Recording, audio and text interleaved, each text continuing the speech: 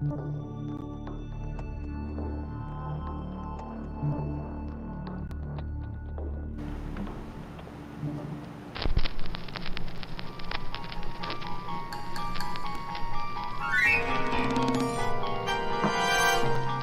to a world of thrills, a world of drama, of capes and tights, a world where death is a revolving door. Welcome to the Geek Matrix.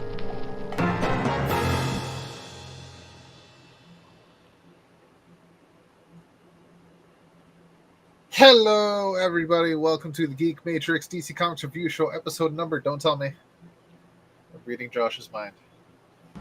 6? No, 2. Wow. 209. 209. He got it right. Oh, holy I don't know. Moses. See, I read the 6, but it was upside down. That's my excuse, and I'm sticking to it. I am Rob. As always, every week, I never change. Deal with it. Joining me, as always, is Josh. Howdy, howdy, howdy. Brandon. hello, everyone. And special guest, longtime friend of the show, and wonderful friend to us, Mr. Glenn. Good afternoon, evening, morning, wherever you are.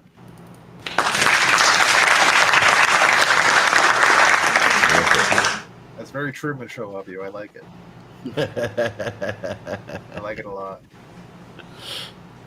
All right, so we are here to talk about DC comic. Just DC comic. Singular. Just comic. one. That's Just because one. there was like 3 books came out this week, and only one of them's on our list. Yep, that's But- about it. In honor of that, there's a reason we have Glenn here with us this week. Not only is he a longtime friend of the show and a longtime fan of us, but he is also a Superman fiend. He is a Superman genius. He's a Superman fan, quite possibly Superman the biggest Brainiac, you might Superman fan. The Though Superman if you ask him, only Brainiac. second There to you Kennedy go. Johnson. I mean, how many super fans get to say that they've actually been in a comic book? Right? I'm still jealous about that. Dude, anybody who ever hears that will be jealous about Yes. it. Even if they don't come across that It's way, true. Yes. inside their heart, they're going to be like, dang. This man, Have to settle for getting a letter printed, but yeah, this man not only has a direct line to Philip Kennedy Johnson himself, but is such a close friend of Philip Kennedy Johnson's that PKJ even put him in one of the issues of Action Comics from the past couple of years. Super duper. Think you were a construction worker? Yes, that is correct. Yes. A former thief. Right. And was that pre or post the War World Saga? I think that was pre. Post. No, That was post. Post. That was the Okay, so last he issue. just came back. Yep. So I made an appearance in 1057, and then he wrote me and my son back into the annual for 2023, Right. Yeah. So which sadly was his last work on the book. very unfortunate. Hopefully not going forward. Like hopefully we get him back on the book eventually. But at the time it was his last issue, unfortunately. But if that's not enough of a credit to this man's Superman expertise, I don't know what is. But we're gonna test that knowledge later on in the show with a DC Superfan quiz where we have 3 topics, each pertaining to 3 of our knowledge bases. Glenn with Superman, myself with Green Lantern, and Brandon with Titans. And will be hosted by Quizmaster Josh. It's our own version of, if you know the game show from Australia called Hard Quiz, it's our own version of Hard Quiz. And I hope it's going to be a lot of fun. Josh's been working hard all week on these questions. I think it's 20 questions per category? Or 10 questions? What I did was I broke down a specific category for each one of you. I have the Super Family for Glenn. I have the Titans family for Brandon. I do have the Lanterns for Rob. And then I also have a general DC category. There are 10 questions for each. In each question is worth 5 points if you get the answer correct. And in each category, randomly, one question will be worth 10 points. They've been pre-designated. Hmm. One Okay, que- this. So it's category. Jeopardy rules. I like this. Do we have to answer in the form of a question? You do not. Okay, thank God, because I will forget. You do not have to do that in any way, shape, or form. Just buzz in to be the fastest when the question gets read. Whoever answered last correctly gets to choose the next category. You can choose across anything. It is much like Jeopardy. I didn't have time to learn the whole new game. Plus, I tried to make it quick scoreboard. And I just couldn't do it. You'll see it. And Josh, Yo. Yeah, you're kind of muffled. yeah, your microphone like got really muffled. Oh, that's not gonna be good. I mean, you're better now, but it was just for like 20 seconds or so. All right. I don't know if that came across. Like we heard it muffled. I don't know how it came across in the podcast, but If you heard it muffled, everybody else did too. But Fair regardless, anyway, Yeah. why don't we go ahead and get through these reviews real quick? And yeah. Actually, before we do that, Brandon, by any chance, because we didn't talk about this before, we really should have. Do you have the news queued up? I 'Cause don't it's- have anything. I mean, Listen- it's been a week, but SDCC was last week. oh yeah, that's well, quite a lot. So yeah, there's a lot of news come out of there. But I think at this point, it's been almost a full week. Everybody that's listening should pretty much already know all the stuff that came out of it. But yeah, most of the stuff that kind of was major we already talked about. I Yeah. can't think of anything else save for maybe some more details about creators involved with the Absolute DC stuff. But Confirmations are more like yeah, yeah, I basically, think Absolute Flash and Um, Absolute Green Lantern got confirmed with creative teams. yeah. But I think it was after we did the show last week that we got. During Oh, DC that's panel, right. That's right. They Oh my god. announced Rom V, is it, doing Yeah, New Rom God. V. Wow, I totally forgot about that. Thanks for the save. Yeah, Rom V and Evan Cagle doing the New Gods book, which is that's not- going to be not just a match made in heaven for anyone who's read Dawn Runner over at Dark Horse, but just feels like the perfect opportunity to completely reimagine the Jack Kirby mythos. So y'all. that's I've like got that's a book made for me. 3 words for you: epic space opera. That Hell is yeah. what he is going to write. I fucking hope so. Yeah, couldn't have chosen a better collaborator in Evan Cagle, who's been like Absolutely not. blowing people's minds with the covers on Detective Comics. But no, the one I guess we didn't mention that recently came out, which is another book, also right up my alley. I didn't really know how to cue this up, so I guess I'll just say it. But they're relaunching the JSA title. So after Jeff Yes. Johns' run comes to an end with issue 12, I believe, there will be a new #1 starting in the fall with none other than Jeff Lemire and Diego Olortegui helming the book, Yes. which is like way out of left field. And I Awesome. kind of already talked about it on Discord because it seemed like Jeff was kind of on the outs with DC, so this was quite the surprising announcement for a return. But the most exciting aspect for me was definitely the lineup, because it very prominently featured characters from Infinity Inc., which is a book very dear to me. So I hope it's great. But Jeff Lemire already has me sold, so I just can't wait to see what we've got in store. Yeah, it's going to be, I hope, freaking amazing. But I'm just trying to scroll back through AIPT's Twitter account to see if there was. I feel like there was one more book announcement we didn't talk about, but there was. Yeah. I mean, except for the Absolute Green Lantern, I can't think of anything, but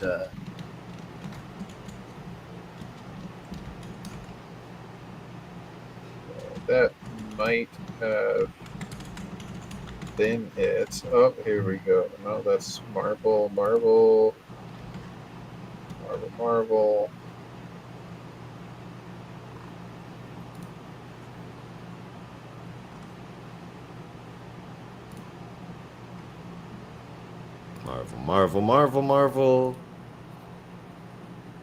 Okay. Yeah, I think that might have been it.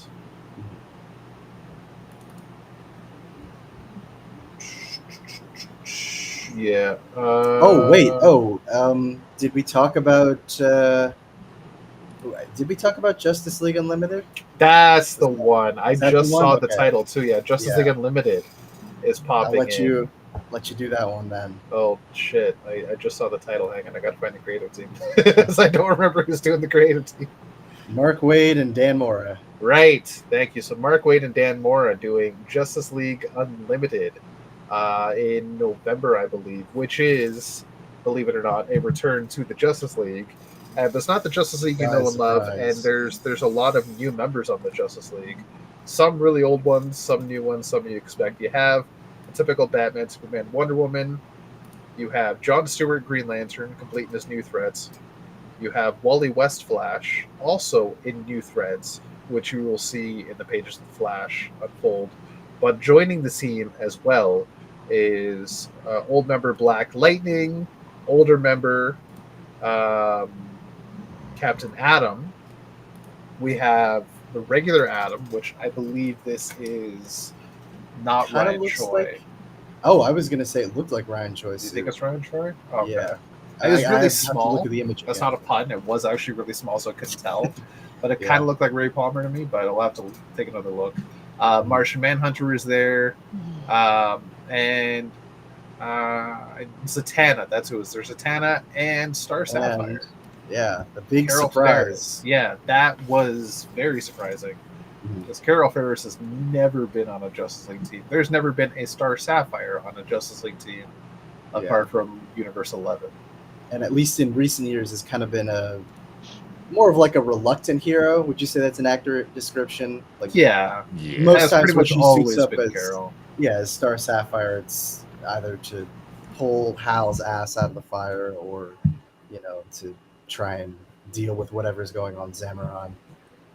I believe I also read that, just like the cartoon, that this is the first arc crew, and that the second arc will feature different members. I did Oh, hear very that as cool. well. Yeah. That's Which- actually refreshing to hear. Yeah. It lets more stories happen without having to discontinue the book or find a reason to start it back up. Yeah. That's a good idea. Yeah.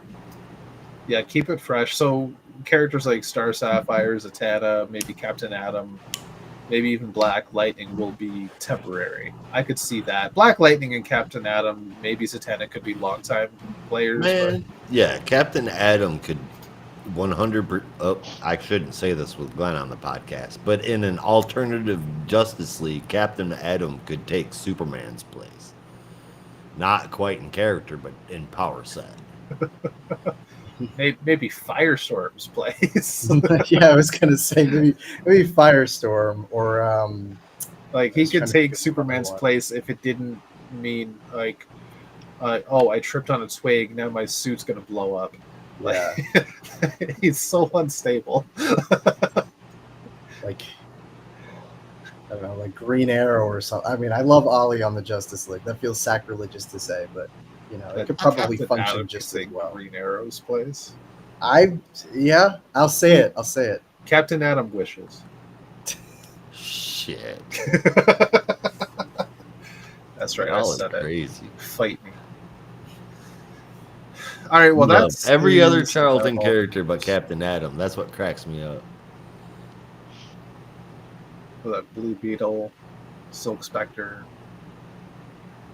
The Silk question, Spectre. and I mean, yeah, Silk Spectre. Yeah. Wait, am I thinking of something different? No, Silk Spectre is from Watchmen. Yeah. No, sorry. I'm thinking of Phantom Lady, isn't it? Yeah. No. Yes. Oh my god. Well, we're off to a great start for this trivia. I'll tell you what, we'll I know we'll get to there's the an analog trivia for here in Silk a little Spectre. bit. If I saw what she looked like, I would know it off the I top could of my have sworn head, it was but- Phantom. No, Phantom No, Lady. couldn't have Phantom been. Lady's from the Freedom Fighters. Yeah, although she's not her Charleston. Origins predate that. But who the fuck is the Charleston character that was the analog? That Silk Spectre was the analog for? It's like I know the answer to that, it's but like I Is want to that say it's in the like quiz? 'Cause velvet we're gonna something. fail. But it's not. I don't know. I really hope that's not a question on the quiz. Yeah, It might be now. That would be unfortunate. Josh is frantically typing up a new question and inserting it in I'm as not 10 typing points. up a new question. No. Oh, you're right. Nightshade. Oh, I'm such a dumbass. Is it I should have known Nightshade? that. Yes. Yeah, Really? from Shadow Loosely, Pact. but yes. Interesting. But Don't think all I right, are realized you guys ready to go ahead and move on? We don't have very many books to get through. I've got 2 honorable mentions, and I've taken a review for myself. So that'll be it. Top 3 should be pretty darn easy. First up, Red Hood the Hill number 6. I have enjoyed this series a lot, and this issue was a really good way to end it. It's an interesting ending. It closes things up, but it could really go places if it was ever picked up again. If you missed this, I think you missed out. I gave it an 8.5 out of 10.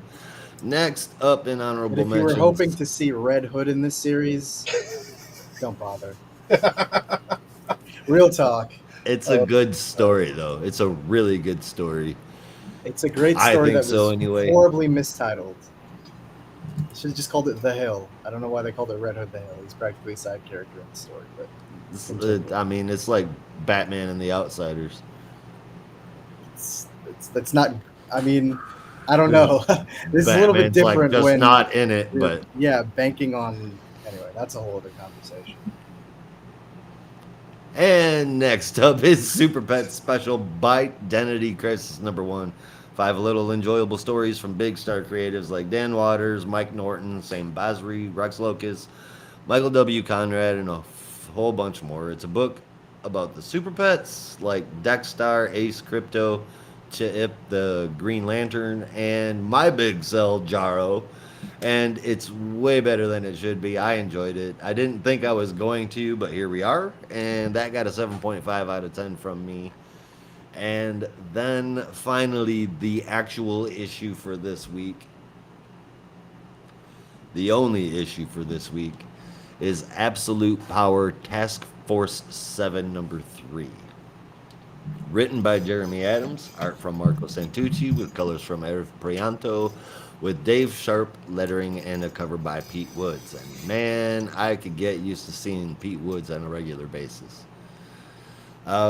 The issue kicks off with an Amazo holding Alan Scott up by the neck, siphoning his powers. Something strange happens and the robot freezes, and we see that it goes through 3 protocols. First, death, in which it stops moving, and then life, where it starts moving, and finally power, where it turned green, and that's when it's commanded to go home. But there seems to be some kind of an error going on because it was almost kind of given a choice to listen or not. It soon lands, and it seems as though the AI in the system is running into some compatibility issue with the Ring's Starheart. After getting berated for going back to home base by Amanda Waller without capturing everyone, the Amazo goes off again, still having some conflict between its programming and the Ring, though the Ring seems to win out.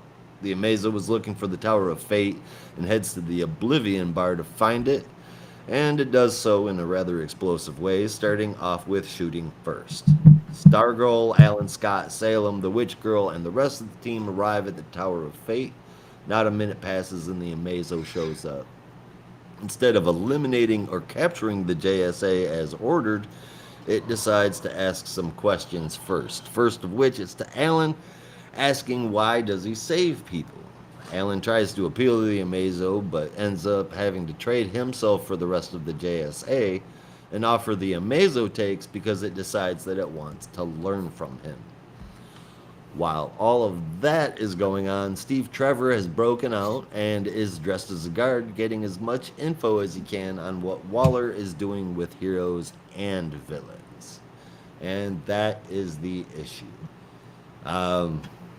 First, I'm glad to see that there seems to be some point to Steve being captured. I was completely lost as to why that happened. Now it makes sense and I'm cool with it. I'm also cool with whatever is going on with this Amazo as well, and we've seen some other issues with some of the other ones too, because the sentience of the Starheart is messing with the program, and there's no telling where that could lead. A more powerful Amazo, or maybe a good one. This issue worked for me like super well. It set up things going forward really nicely. Santucci and Prianto took a good story and made it a damn pretty one. And that cover, like I said before, I could get used to seeing Pete Woods. I really liked this one this week, and I gave it an 8.5 out of 10. I can heavily agree with that, but I'm giving it an 8. Just because it didn't resonate too well with me, but I still thought it was good. I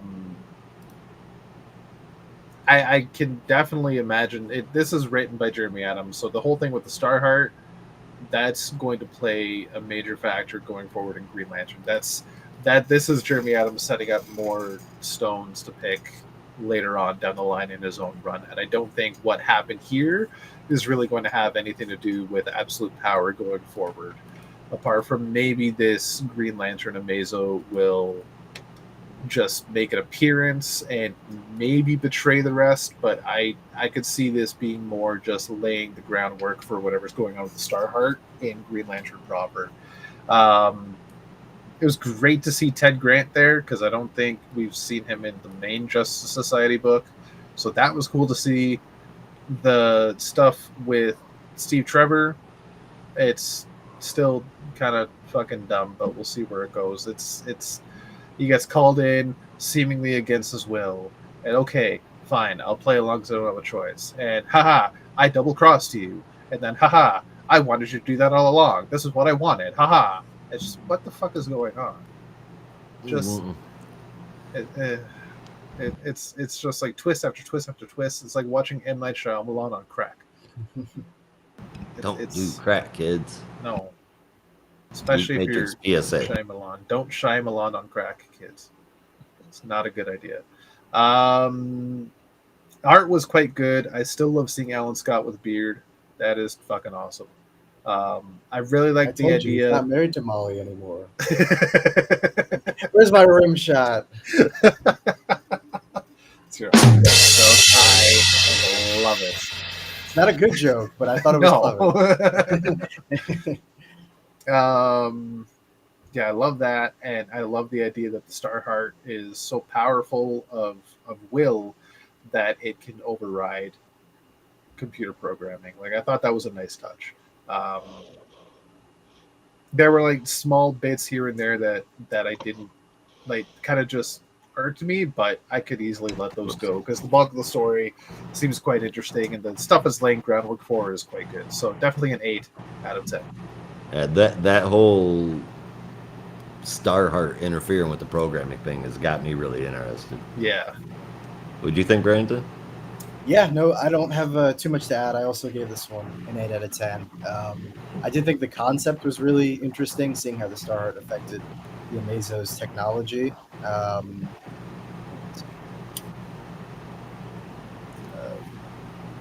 Sorry. Yeah, no, but it was, Your mic's cut out, dude. Can you hear me? Hello? Yeah, Oh, that's better. Yeah, can hear you now. Okay, sweet. Yeah, no, interesting seeing how the Starheart affected the Amazo technology, and kind of like was wrestling with this: do I follow my directives or do I follow what this strange other entity is telling me to do? So that for me was the real interesting stuff. But I don't know, the rest of it kind of felt like this would have worked better if it was maybe 2 or 3 issues, because they kind of just get to the Tower of Fate and then it's over, and then Alan's like, okay, well, if you let them go, I'll go with you, and then they leave, and that's the end of the issue. So it felt like it would have been more interesting if there was more there, maybe get to see them go into the Tower of Fate and all that stuff. But Yeah. I mean, it's it's fine for what it is, and ultimately it's only the one issue, so there's only so much you can do. And going into the Tower of Fate, especially with the fact that Stitch let the magical menagerie loose. Exactly. I want to see that. Jiminy Where was that part I of the need story? your help I don't know, catching the but Griffins. I'm just gonna be honest, man. I'm so happy to see Stitch in a book. Yeah, Best thing to come out of Titans Academy. definitely. One of the best things to come out of Titans Academy for sure. One of very few. But I would totally love to see Stitch and God, I'm off. I'm gonna do terrible on this quiz. Salem. Love to see Stitch in Yes. Salem. Yeah. Yeah, there's more trying to to clean go up the here tower because thing. Salem is still, as far as I remember, she's not really good. I mean, Well, she's Yeah, kind it's of not. technically anti-hero. She's not good, but she's not bad either. Yeah, She's just no. I like, like Well, there I'm was I'm some here to be element an I wouldn't apprentice for backstory say. that was Dr. Fate, there. and that's it, and y'all are bitches. Why am I Yeah, here? yeah. No, it's more that I wouldn't say she's an anti-hero. Really, it's more like she just has very low tolerance for the rest of the JSA. Like Yeah. Rob said, I was Dr. Fate's sidekick. I don't care about the rest of you motherfuckers. Yeah. Okay, I could have swore I remembered something about her not really being his sidekick, but maybe I'm inventing. I mean, Well, I think Doctor, that was yeah, part of her origin, yeah, where because she Kent was was. like, "You're not really my sidekick," and she was like, "Yes, I am, and also Yeah. you're gonna help me with my curse." Yeah, like I think she was in empowered by the Lords of Chaos, if I'm not mistaken, or something like that. I think it has something to do with order and chaos.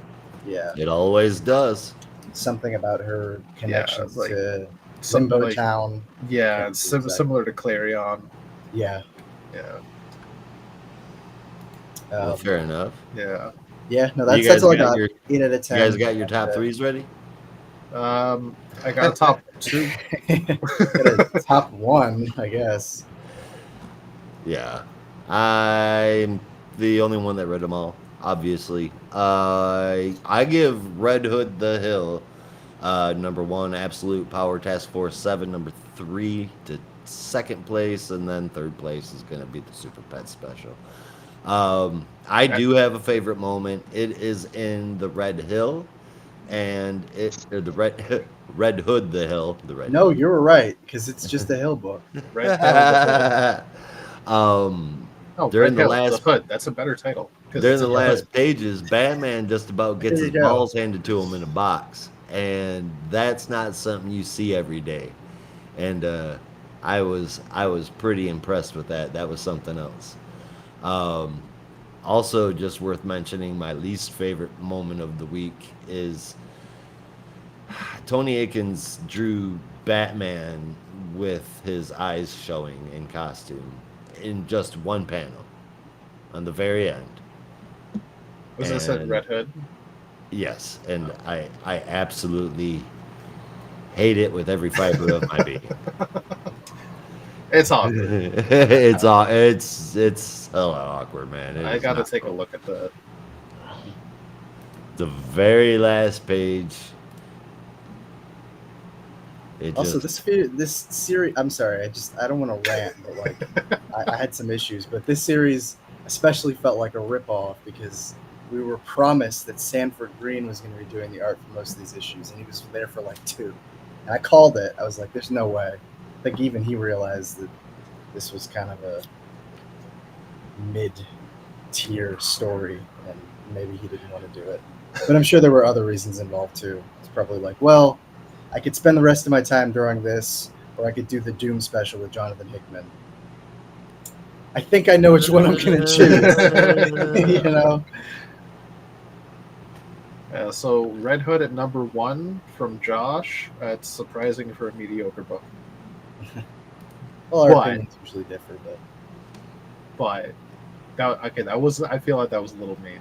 I have not read it. I haven't read it since issue 2. I fell off hard, so I can't really rate that book. But the fact that you said that Batman is drawn with his eyes on the cowl, I need to check that out because Yeah. I like a little bit of artistic torture. it's just the one panel, but trust me, it's more than enough torture. Matter of fact, I'm gonna go ahead and close the window because I'm tired of it looking at me. For me though, just default if we're doing a top 3, I'll put Red Hood at number 3 because I haven't read it. Number 2 will be Absolute Power Task Force 7. Number 2 and number 1 is going to be, what the hell's it called? The Super Pets. Super Pets. Bite Week I special. knew that was gonna be your number Yes. yeah, I think I know 'cause- why. It was adorable. Yeah. Quite honestly, the Dexter story enticed me, especially written by Dan Waters. It was touching, but it wasn't my favorite story of the bunch.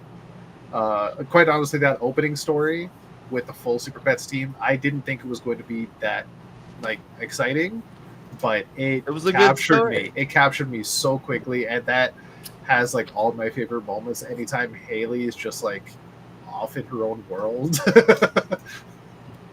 She gets like she's like licking the menagerie master's face and like being a cute puppy, and it's like, oh, maybe she just likes people.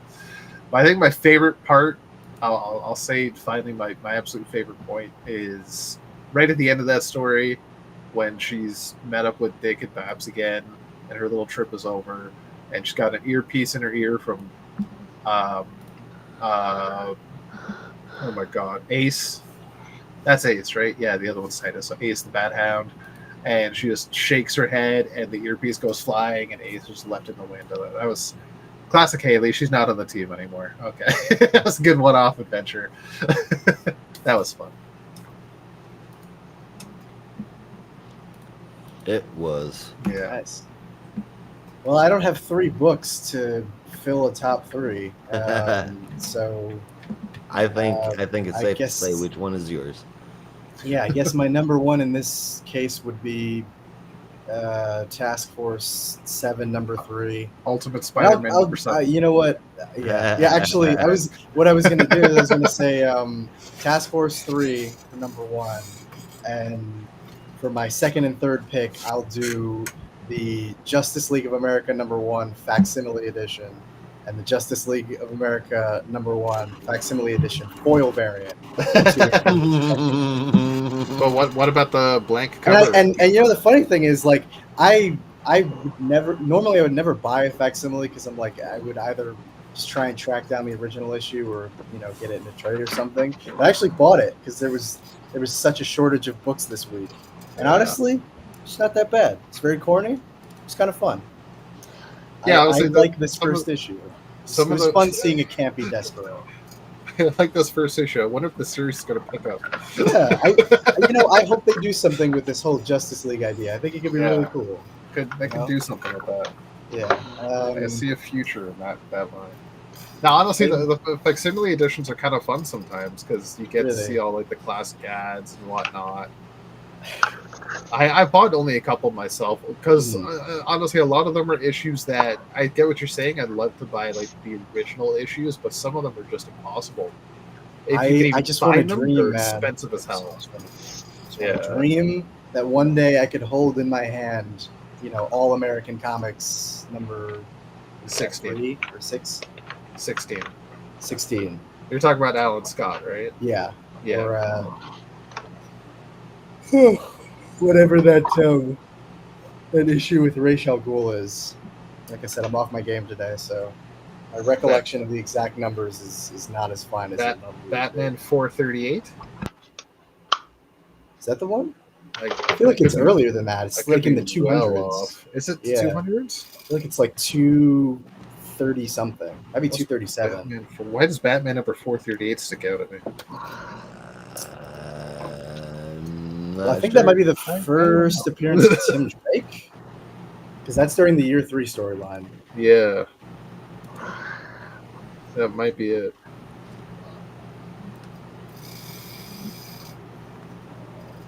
Or no, I think it's not 237. It might be 220 something.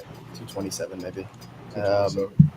So you're not as It is awesome. 237. I don't know. If I saw the cover, it would be so much easier.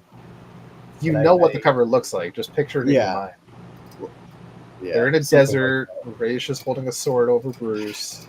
He has no shirt on for some reason. Well, that's not the Towel. cover I'm thinking of, but I think that is one of them. I always thought that was funny that he takes his shirt and cape off but leaves the mask on. Like, I'm fighting to the death, but I need to stay as Batman. Look, it doesn't course. matter whether or not I lose Gotta my shirt. protect I my still identity. need Ra's to know that I'm Batman. I'm in the middle of the No. desert. There's 2 people here that already know who I am, and I'm dying of heat. But I'm fucking Batman, Daniel. Exactly. Damn it. Well, that is all for the books. Shall we do a little quiz? Oh yeah. I think so. You That's think what so? we're all here for. All right. Has everybody got their buzzer app or buzzer page open? And go ahead and tap buzz for me to make sure that you can. Buzz. Buzzed. Excellent. All I've right. never Well, played then, this game. Buzzed? Are you kidding me? Oh damn.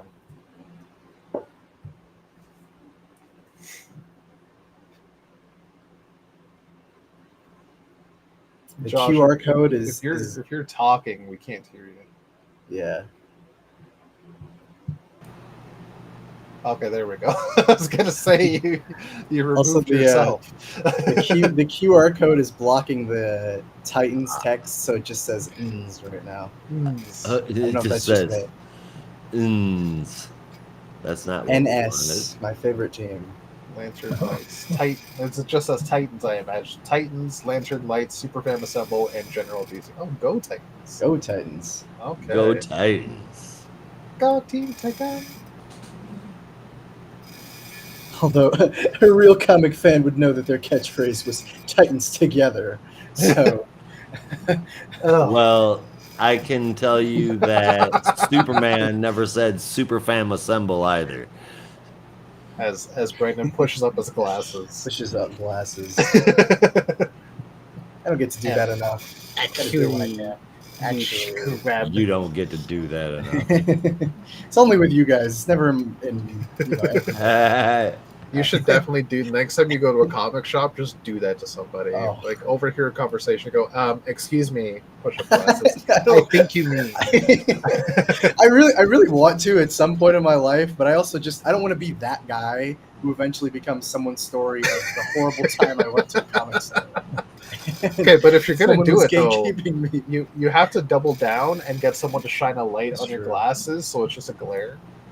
You know what I'm talking about. What's the expression? You either die a hero, you live long enough to become the villain. At some Yep, point, I'll have that's to become it. the villain. Yeah, I'll have to you're become either a comic villain. you're either die a nerd or live long enough to see yourself become the comic book guy Oh God, yeah. from The Simpsons. All right, well, let's go ahead and kick this off. And we have officially started the Geek Comic Quiz. All right. How Hands on should buzzers. we determine who goes first? Well, I was thinking, Josh pick a number, and the three of us. All right, See that who's sounds good. closest. Whoever gets the number closest between 1 and 10. And I've got it. What are we Okay. going to go with? I will go with 3. Yeah, I was gonna say 3. I'll go with 5. Okay. Wow. 4. Oh. All right, it was 3. Oh, So, sure. that was fucked up that 2 of you wanted to choose that. All right, We have Rob, a so you mental can connection. Listen, you get to I've been go telling ahead. you guys, this universe is ruled by 3. It's the way it goes. And what It's was the true. book we covered today? Task Force 7, number 3. There's 3 of us All playing right. the game. In that case, 4 if you count me. In that case, Rob, it is your turn to go ahead and go first. Choose the category and number of question that's going to kick this round off. Okay. Players, be ready to buzz in the moment I say go.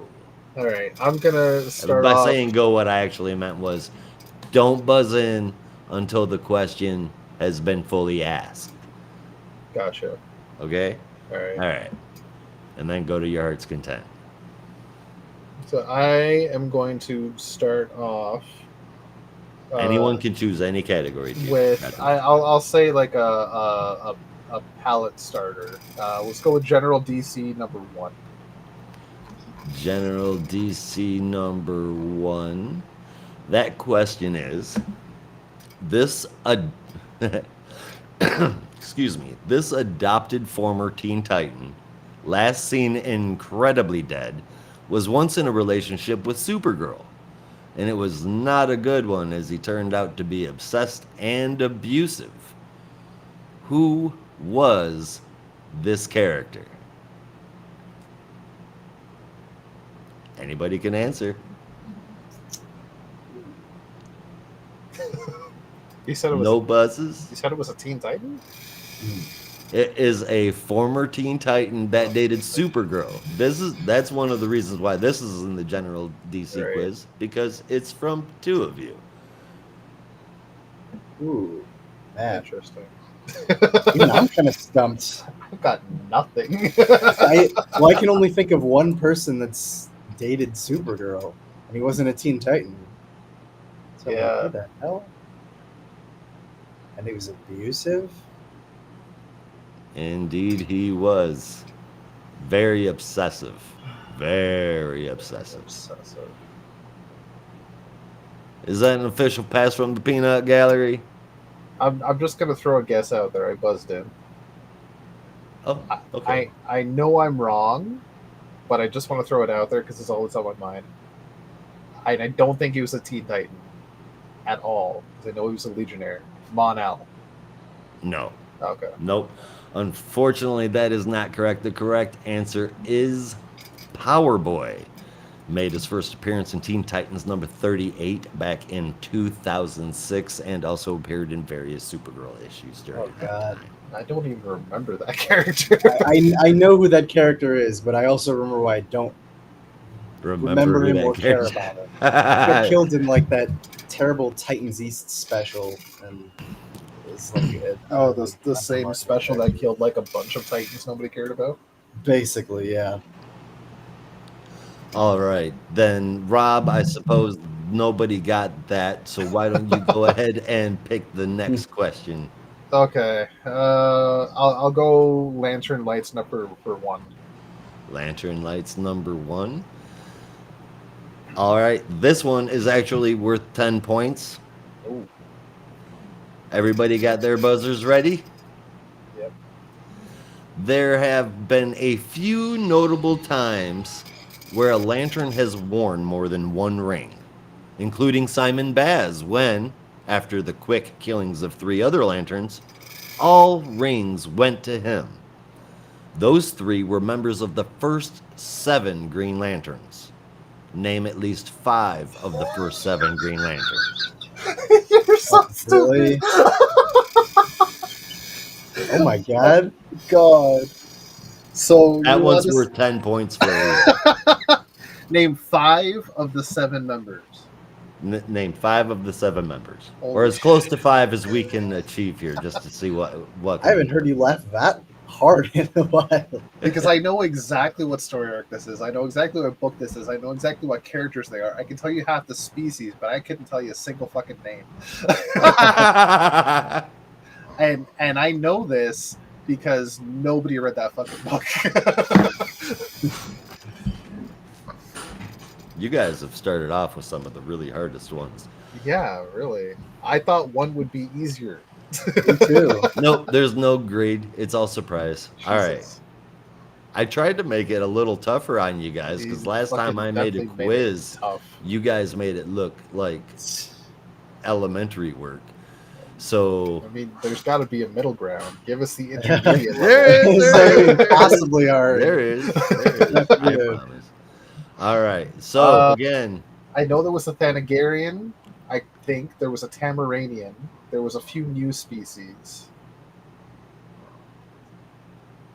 what was the first appearance of the first 7 Green Lanterns? The first appearance. Do you want the issue number? Yeah. Oh shit. Okay, so this was Red Rage. There was Phantom Ring. This was near the end, I think.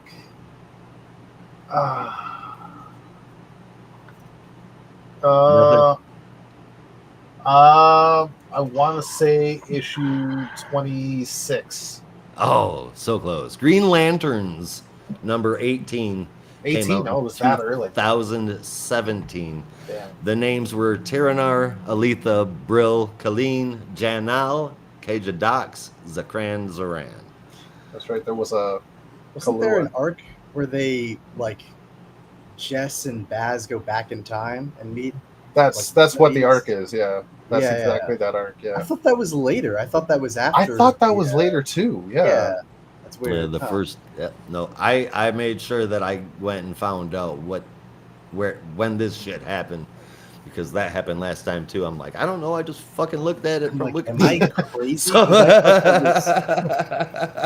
that was all right, again, that is no dice. Rob, we're not going for 3 strikes in a row. We're going to go for another number again. You guys, all of you pick a number 1 through 10, and I have my number picked out in my head now. Okay. Go. Rob, what's your number? 8. Glenn 4. and Brandon. 6. Well, it was 3 again. So this time, boy. I this thought time, for sure you'd go different. nope. All right, Glenn. So you go ahead and pick your category and question number now. General DC 4. General DC, question number 4. Oh wait, that was Lanterns number 1, right?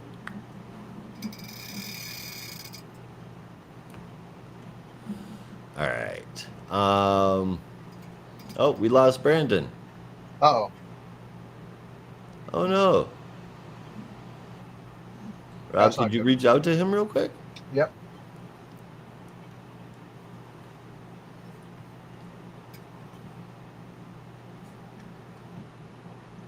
Oh, he's backstage. Oh, he's backstage. All right. What the hell happened? What'd you do, Brandon? Sorry, my computer was like glitching out, so I had to refresh the page. Fair enough. Happens to the best of us. All right. Anyway, let us continue. What was your question again, Glenn? General DC 4. General DC 4. All right. General DC 4. Everyone's favorite ADHD riddled speedster is Bart Allen, grandson of Barry Allen and bearer of monikers such as Flash, Kid Flash, and Impulse. However, Bart Allen is not the only grandchild of Barry Allen to inherit speedster powers, having been introduced twice in the last 30 years, with their powers unlocked both times by stress and tragedy. Who is this other speedster? I will take their hero name or their actual name.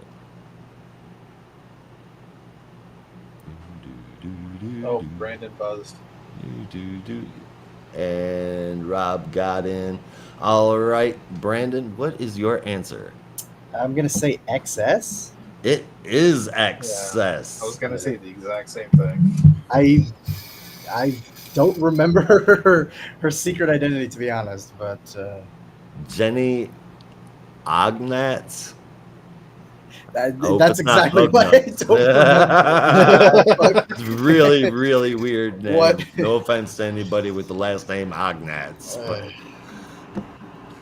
All right, that one is done. Brandon, go ahead and pick your question. Oh boy. I'll take Go Titans for 2. Go Titans for 2. Am I nervous? Go Titans. Wait, Josh, Number Josh, 2. Josh, you gotta reset the buzzer. Oh, whoops. Thanks. Didn't look first. Go Titans question number 2. This sometimes Titan member had a child that was killed by the Spectre. Who is it? Oh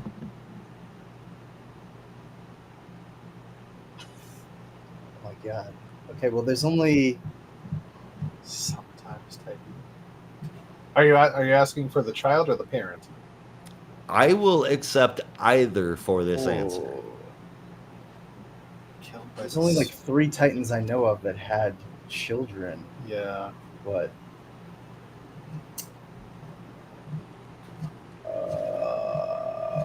oh, okay. Well, I'm just gonna throw one out. the word sometimes is Yeah. is messing with me, but I'm gonna give it a guess here. All right, Rob, you buzzed in first, so why don't you go ahead and give us your answer? Just gonna throw it out there because this is what I can think of. Donna Troy. No, that is incorrect. Uh, Brandon, you have buzzed in next. What is your answer? I'm gonna say Garth. Garth, as in. As in Tempest, formerly Gotcha. Aqualad. That's right. Oh, are you His serious? child Serdian was killed by the Spectre in Infinite Crisis number 3 How back the in fuck did that 2006. happen? oh shit! I mean, I knew his child was killed because he came back during Blackest Night. It was horrible, but I don't remember that happening in Infinite Crisis. Yeah. Infinite Crisis number 3 in Probably 2006. just happened so I fast. just got Infinite Crisis 2 weeks ago and I haven't read it. I should have fucking read it. Oh. I've read that like 3 times and I did not remember that. But a lot of people died in that series, so that first issue is like a smorgasbord of death. It's horrible. Yeah. All right, let's go ahead and move on to the next question, shall we? Brandon, will you pick it?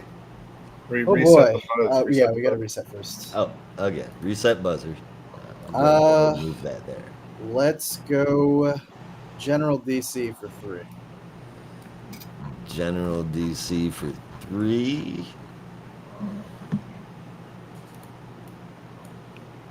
Boop. Actually making its first appearance in a Batman title, this very rare form of kryptonite will permanently bestow Kryptonian-like powers to any normal person, and has also been used to boost the power of Kenan Kong. What kind of kryptonite is this? I have an idea, but Glenn, this is all you, buddy. I've got no fucking clue. I would just guess a random color. You can go ahead and buzz in because I don't know. All right. All right, I'll buzz because I think I know it. Well, that's generally why you would buzz. Yeah. Rob, go ahead. Rainbow? No, that is incorrect. Brandon, Okay. you also have buzzed in. Bugged in. I don't know. Gold. That is incorrect as well. It is actually platinum kryptonite as applied to Gotham Girl, what saved her life. It appeared in Batman Secret Files number 1 in 2018. Of course, I don't remember that. I do remember that story, but I also, It was Tom King. yeah, and Mikhail Honey, and it was like 3 pages, and it wasn't good. Imagine that.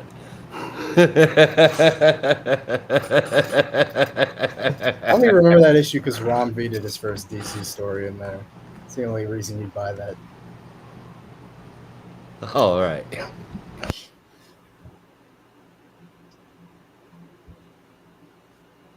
Brandon, will you go ahead and choose our next question, please? Go Titans 3. Go Titans number 3. That question is, Scott Lobdell is a longtime comic book writer, and among many other things, is responsible for writing Alpha Flight number 106. In 2011, he began to write Teen Titans number 1, which featured many new characters. One of these new characters had something in common with the events of Alpha Flight number 106. Something new at the time for the Titans. Which character is it, and or what was the common element? Whoa. What? Rob got Whoa. in No. faster. Oh. No. I hate that run, but I also know this answer. Kick myself if I'm wrong. So I'm going to say, and I don't know the issue number of Alpha Flight exactly. I know he says 147, but I'm just assuming it's this. So it's Bunker, and it's the fact that he and North Star, if I remember his name correct, was gay. Both came out as gay in those Both came out issues. as gay. Yes. Yes. All right. Sorry, Rob Brandon. got that. I'm was fine. 3. I know you Maybe didn't it's want to better I answer a didn't- question about Scotland, though. Yeah, it's like maybe it's better I didn't answer the question. Anyway. Thinking about that run brings me pain. As soon as I heard Josh say Scott Lobdell, I looked at your face. You're just like, oh.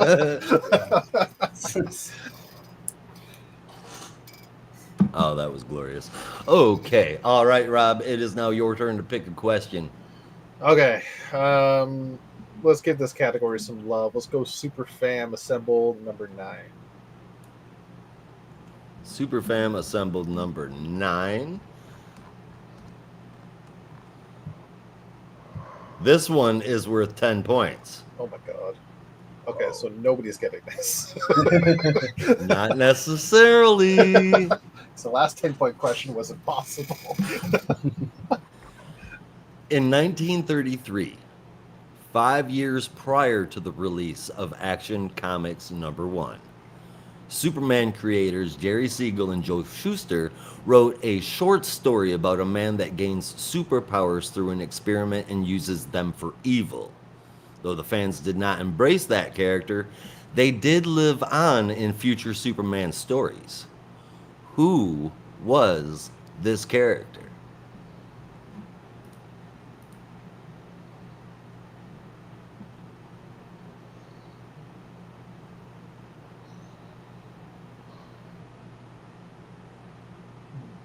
This question I know, right? may be a little bit tricky.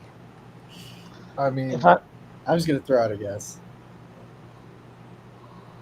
All right, Brandon, what is your guess? I know the short story you're talking about. I have no idea which character that was, but I don't know. Fuck it. I'll just say Brainiac. No, that is incorrect.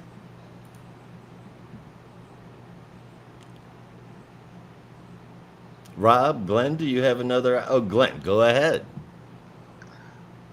going based off of what the character looked like, I believe it could be Lex Luthor. That is also incorrect. I'm sorry. Rob, do you have a guess? I have like 2 guesses, but I'll flip a coin on and pick the latter. Do you have your phone in your hand? For the buzzer. Oh, right. Never mind. You told us to use our phones. I'm gonna say Ulysses. Also I think that incorrect. was strictly a Bendis creation. Jack Sir. The answer is actually Superman. They originally designed him 5 years before Action Comics number 1 as a villain in that short story and absolutely failed to gain anyone's interest. So that's what led them to retooling the character and it being picked up from national publications. Josh, Yes. I hate you. I love you guys too. You and your Wonderful. tricky questions. We've got plenty of questions, so there will be scores. I think we were all on the same page and we thought it was a villain. Yeah. Still. Mhm. Yep. It was Superman. Well, All right. That's actually quite Who picked that last one? Was that you, Rob? surprising. Yes. Yes. All right. Go ahead and pick one more. Reset Okay. buzzer. Oh yeah, reset the buzzer. Oh. Let's go Lantern Lights number 3. Lights number. Whoops, I went the wrong way. Lantern Lights number 3. The numbers of lanterns throughout all of the Corps and lantern types is vast, made up of all kinds of beings. One in particular stands out because they do not use light as a lantern. Who is this lantern and how do they use their ring? Damn you, Brandon! Yeah. Damn you! This is payback. I believe it is Rot Lop Fan. Fuck. It is Rotlop Fan. 5 Okay, points. but do you for know Brandon. what he's called? He's not Yes, called the Green F-Bell Lantern. Shit. Look, I read the Green Lantern same as you, Yeah, and also other appearances. yeah. For 0 bonus points. Cool. Why does his ring have to use sound? Ooh, yeah. Do you know this? Oh, doesn't it like?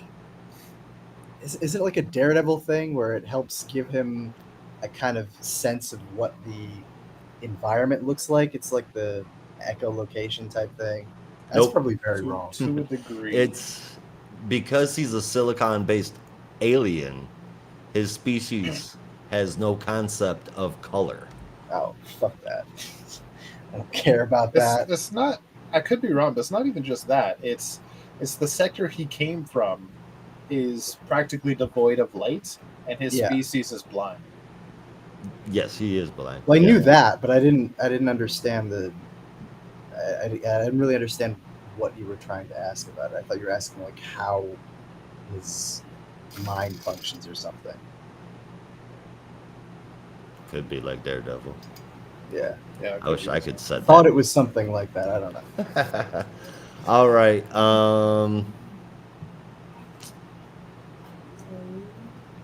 That was number 3.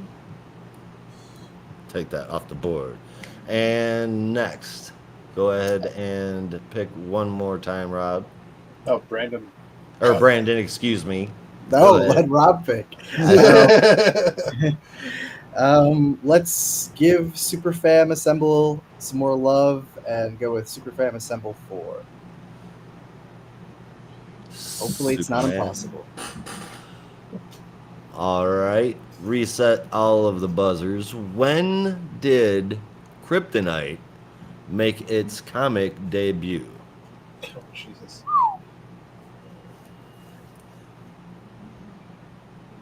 Are you looking for a year or issue number? Either or. Okay.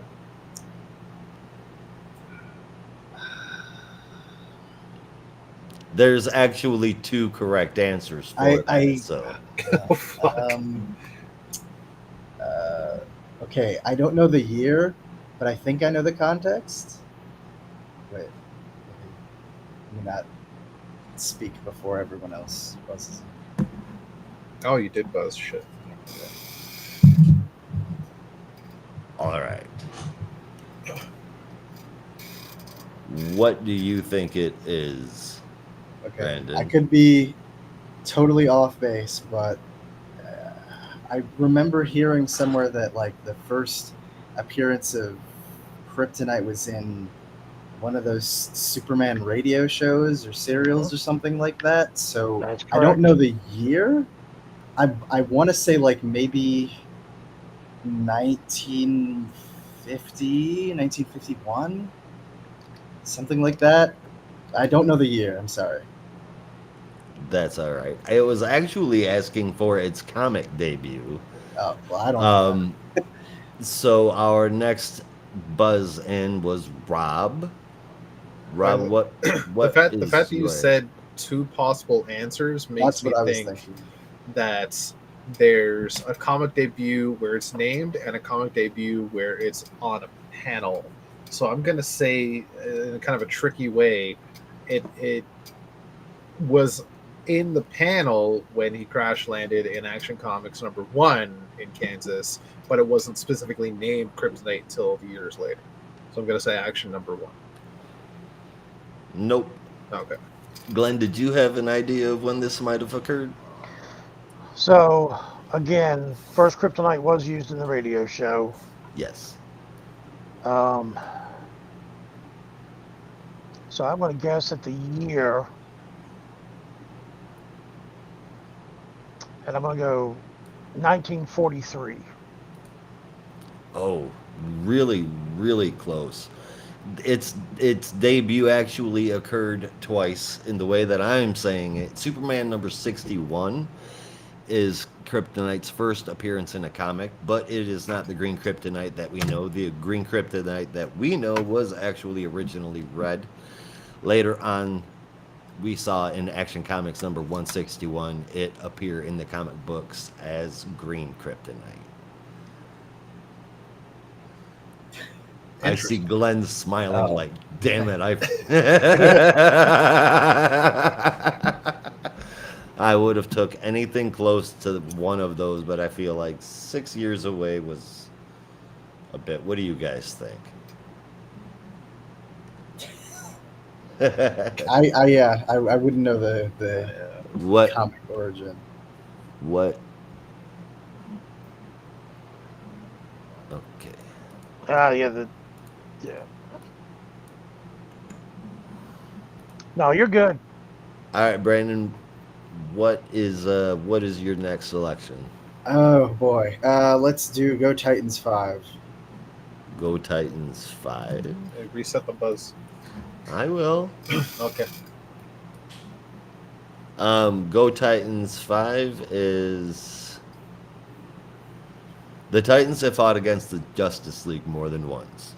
It was this sometimes Titans villain that had used magic to manipulate others and used the Titans in their mission that was the cause of this very first skirmish.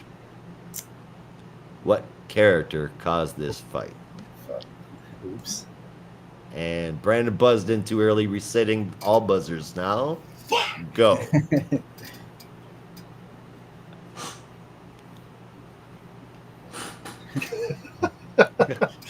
I mean, that's just a quick rebuzz for Brandon. Yeah. Okay, here's the thing. I know the issue, know the exact context of the story, but if I fuck up the character that did this, I'm walking out. But I believe it was Raven. It was Raven. Okay. New Teen Titans number 3, 1981. Oh, damn. Yes. Good Well played. job on that one. That was number 5. And I need a Vanna White to take care of my numbers, guys. All right, Brandon, you got that one right. Go ahead and select our next question. Well, I'm feeling impish, so I'm going to steal another one from Lantern Lights and see if I can make Rob furious. So let's go Lantern Lights 6. I will get my red ring, damn it. Lantern Lights 6. Everyone knows that the Guardians of Oa see themselves as Team America Universe Police. Prior to starting that career path, their race tried to bring order to the universe in a different way by trying to get rid of something. Oh, yeah, reset the buzzer. There you go. Reread the question. Yeah, you might have to Reread restart it? that question. All right. Everybody knows that the Guardians of Oa see themselves as the universe police. Prior to starting that career path, their race tried to bring order to the universe in a different way by trying to eliminate something. What did they try to get rid of, and how did they do it?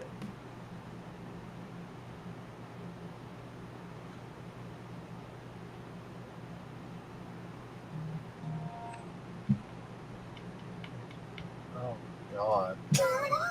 I know like half this question.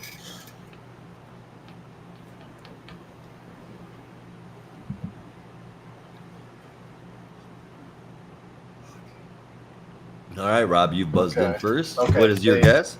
They tried to eliminate emotion, but it's the how that I'm fuzzy on. Oh, the first part you're fuzzing on to. Does anybody else have it?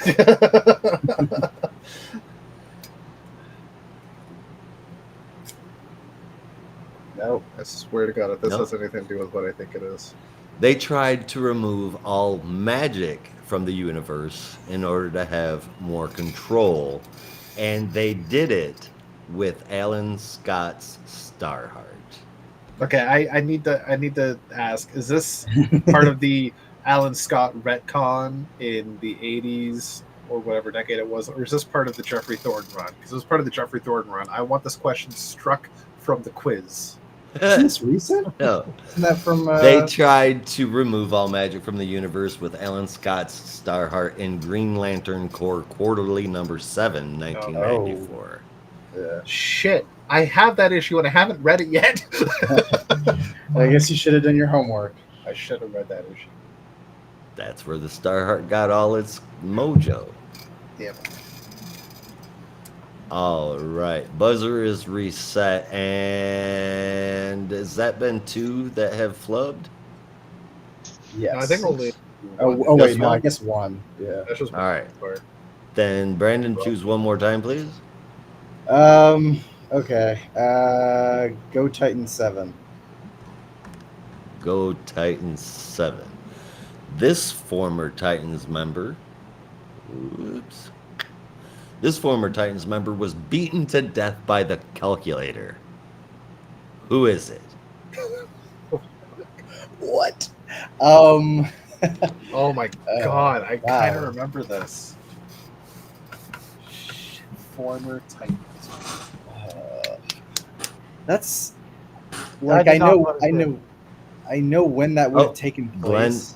Glenn has I buzzed in. Oh. I did not buzz in. My finger hit it. Oh. You want to take a guess? It's like go for it. Yeah, better take a stab in the dark. Yeah. Yeah, Milton Stapler. Oh my God. No, I'm just kidding.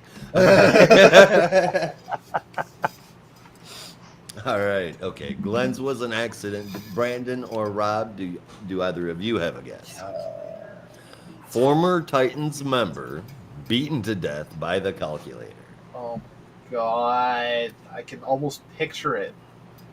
Oh, It's not Brandon it's buzzed in. What is probably it? wrong. Fucking what's his name? When they adapted the Super Twins into the Teen Titans comic after Infinite Crisis, and what's his face? Marvin died. I don't know. Is that Marvin? Nope. Okay, yeah, I have no clue. The answer is Kid Eternity. And it happened in Batgirl number 12 in 2010. oh, okay. I was thinking it happened during Infinite Crisis as well. I was gonna say. Wait, no, this would have been the Stephanie Brown run, but I don't remember that at all because I thought Kid Eternity died at the start of JSA.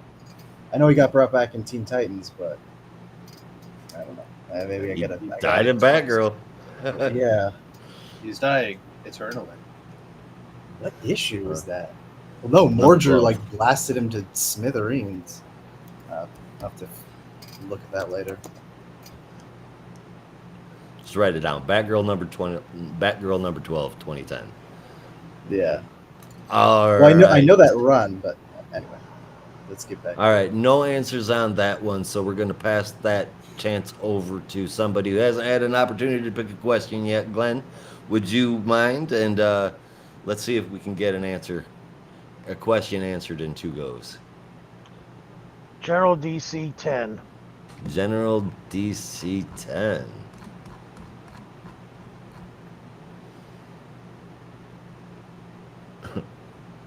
All right. Anyone that has ever called themselves Hey, reset the buzzer. Buzzer. Anyone that has ever called themselves a comic fan is well aware of The Watchmen. Its 6 main characters, Night Owl, Ozymandias, Silk Spectre, Dr. shoot. Manhattan, Rorschach, and the Comedian, were all based on characters from what failed comics publisher? Damn it, Brandon! Oh, This is really Brandon? taking me back to my high school quiz bowl days. I believe the answer is Charlton Comics. That is correct. this takes me back to 10 minutes ago when we were talking about Charlton Comics. Yeah. What an odd And who coincidence. Silk Spectre was based on. Yeah. Yep. Night Owl was based on Blue Beetle. Ozymandias was based on Peter Cannon Thunderbolt. Silk Spectre was Dynamite based owns the on rights to for some reason. Silk Spectre was based on Nightshade. Dr. Manhattan based on Captain Atom. Rorschach on The Question, and the Comedian was based on Peacemaker.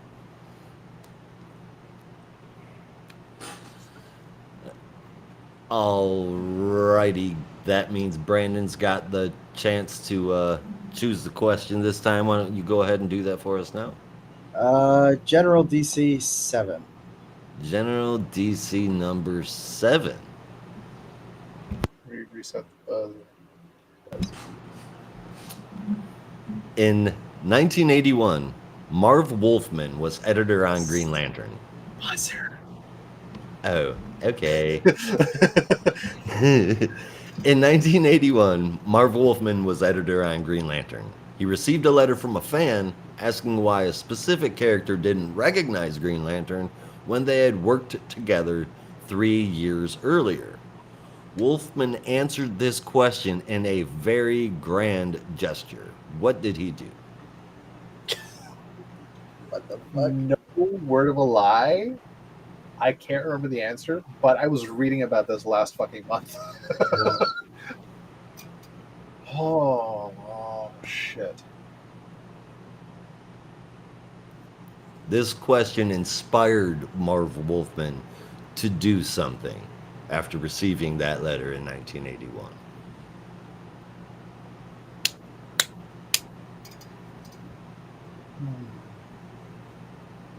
I hear you knocking, but you can't come in. Why not? I knocked politely. I reset all the buzzers. There you go, Glenn. I'm Glenn, gonna guess. go for it. It was from a different Earth. And actually, yes, it was from a different Earth. If you're asking for clarification, No, I'm just saying that the reason why he didn't recognize him was because he came from a different Earth, and it spawned him to do Crisis on Infinite Earths. that is 100% correct, kind sir.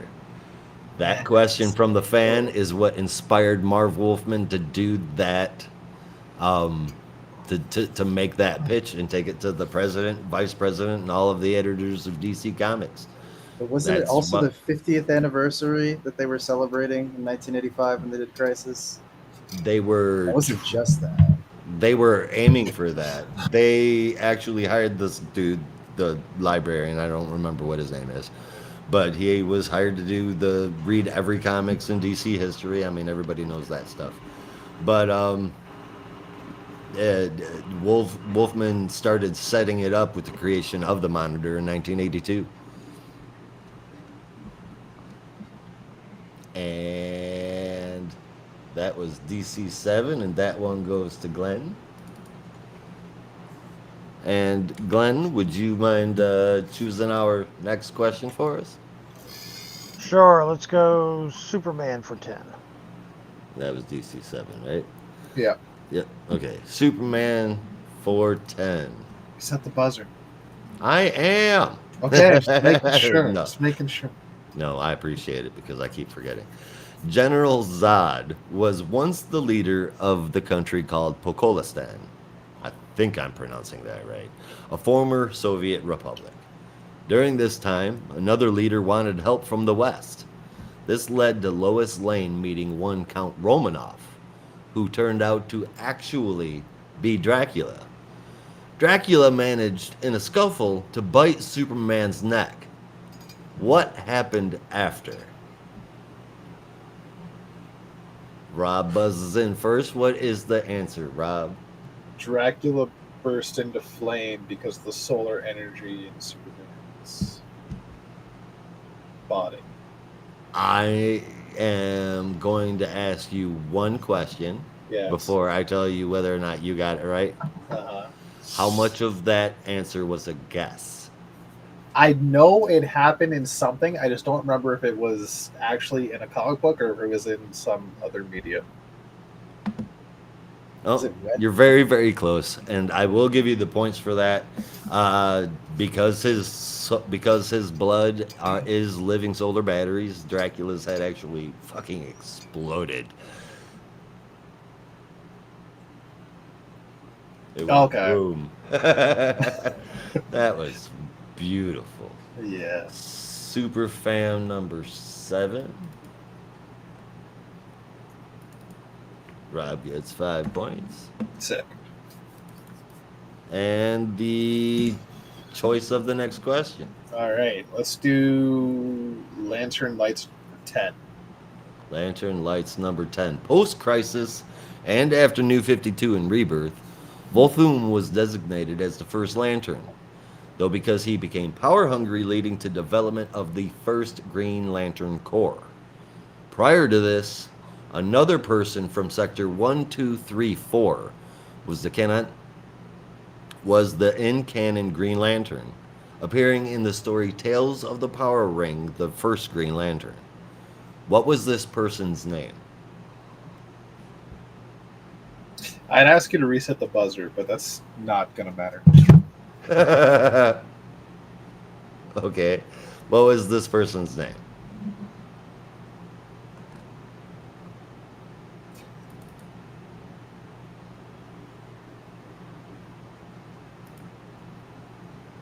Any guesses? I'm just surprised there was a Sector 1, 2, 3, 4. It was a little too silly, but I mean, there'd have to be. There's 3,600 Yeah. sectors. I know logically, but I'm like, I don't know, something about that. There's a Sector 2468. Yeah. I suppose there'd have What to be. lantern do we appreciate? So I'm assuming that there's no answer. That answer is Rory Dag. And that's from Green Lantern I can't talk. Green Lantern number 67 from 1969. He is actually listed as the very first Green Lantern in history until Volthoom stole that from him because Volthoom is just a dick. Can I argue? Can you argue? Volthoom was not the first Green Lantern. It's just the first lantern. It's just the First first lantern. lantern. Concept. It's the First first lantern. ring, Excuse me. first ring wielder. Because as we talked about in the first question, that nobody could fucking answer, there were 7 Green Lanterns that were the first Green Lanterns, and none of them were Volthoom. Volthoom's ring was the Phantom Ring, which incorporated Yes. all of the spectrum all at once, and that's what ultimately drove him insane, and also made him immortal. Okay, well, I apologize for describing Volthoom incorrectly. However, that was I'm just sorry. an intro to the that was just an intro to the question, man. If I had glasses, I'd be pushing them up too. That was very impressive. That was a very impressive. I'm actually very proud of you. Find some fucking glasses. I'm gonna find some fucking glasses. All right, Rob, it is your choice again. Okay, let's go Titans for 10. Titans for 10. This popular member of the Titans quit the team right before one of the most influential stories in DC Comics occurred. Who is it? Brandon Ooh, with the well, quick buzzer. I feel What like is the okay. What's the answer, sir? If the story that you're talking about is in fact the Judas contract, which it may not be, then it could be 2 possible answers. So I'm gonna gamble and say it's Wally West. It is indeed Wally West as Kid Flash. He retired right before the events occurred in the Judas Yes. contract.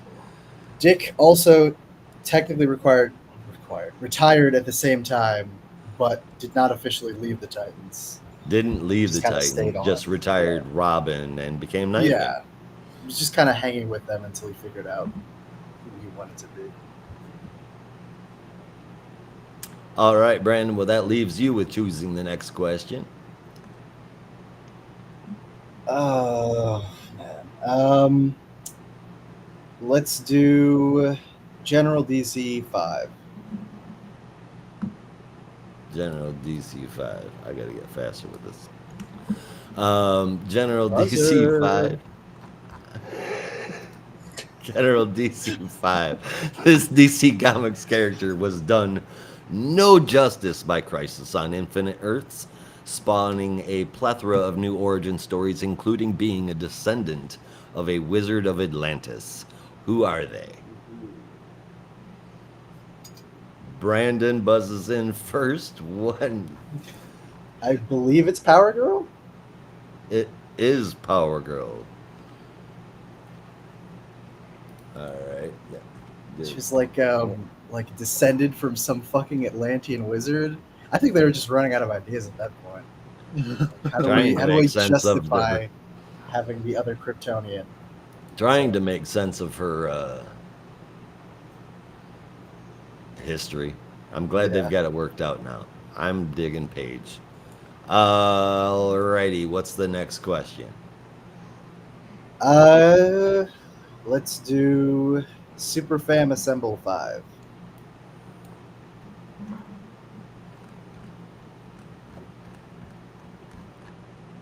That question is originally able to strip away their powers forever. This kryptonite was retconned post-crisis so that its effects were only temporary. What color kryptonite is this? Oh, god damn it. Okay, Brandon, what is Red Kryptonite? that's incorrect. Oh, okay, Rob. Able to strip away their powers forever. Then That's- retconned to only be temporary. Rob, what is your answer? That's awkward because that's what I was going to say. Oh, well, that's not right. I'll go blue.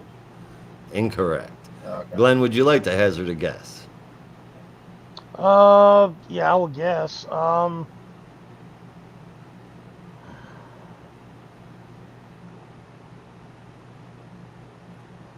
Pink. Oh, no, you know better than that. Pink kryptonite was a bad idea. The answer is actually gold. It appeared first in Adventure Comics number 299 in 1962, and it remained having that attribute all the way up until Action Comics Annual number 11 in 2008, where it was retconned into being a temporary effect. Excuse me. Anybody feel like they're on actually level of questions? Yes. Sweet. Very fucking hard. All right. Let's go with the next question.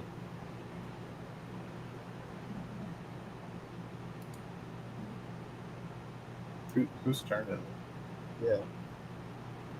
Who picked last time? Oh, okay. Let's do Go Titans 7. Go Titans number 7. This former Titans member, well, dadgummit, you've already done that one. I apologize. Oh, Go oops. ahead. Go Titans 6. Then. Go Titans 6. One member of the Titans has undergone more name changes than any other member in mainline continuity. Which Titans member is this? Rob buzzes in Bastard. first. Rob, what is your answer? Okay, so here's an awkward thing. 'Cause I got two choices, Well, you gotta only make one. but I'm going to say Roy Harper. Incorrect. Shit. Brandon Whoa. is the next person to buzz in. Whoa. Okay, that was going to be my guess. So now I have to think about who the other Titan would be. I'm going to say of the Titans who've gone through multiple name changes.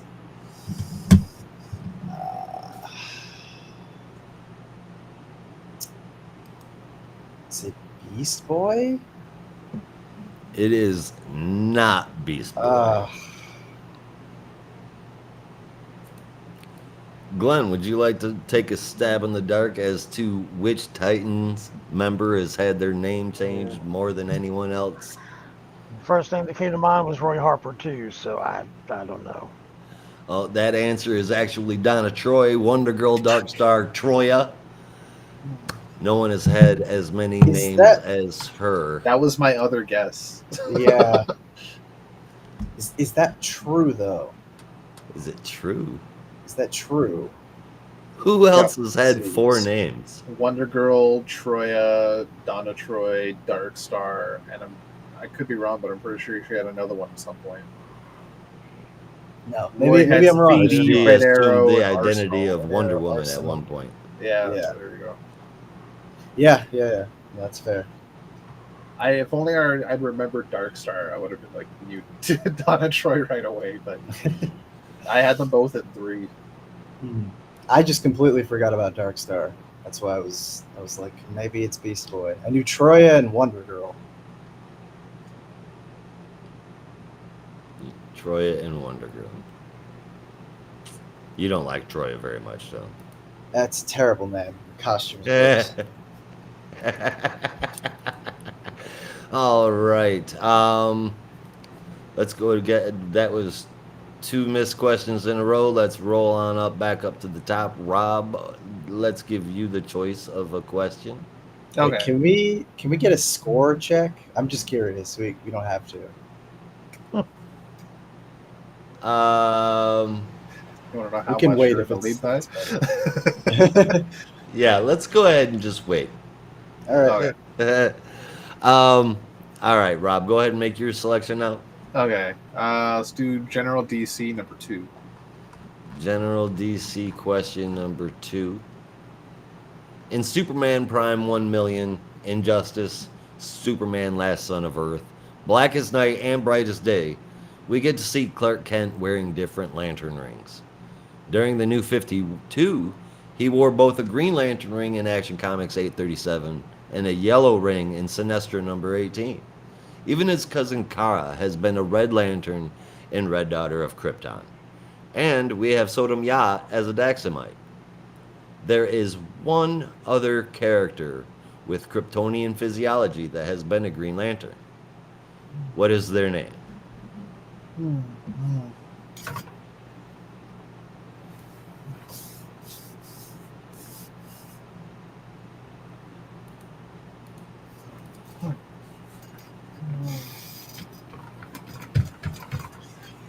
Oh my god.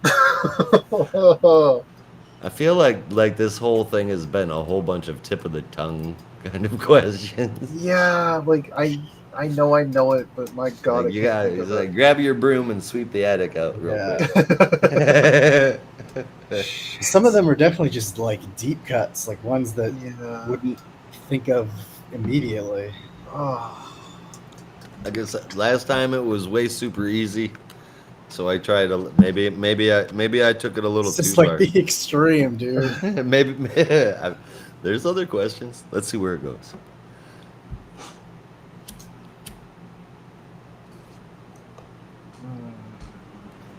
Another Green Lantern member with Kryptonian powers.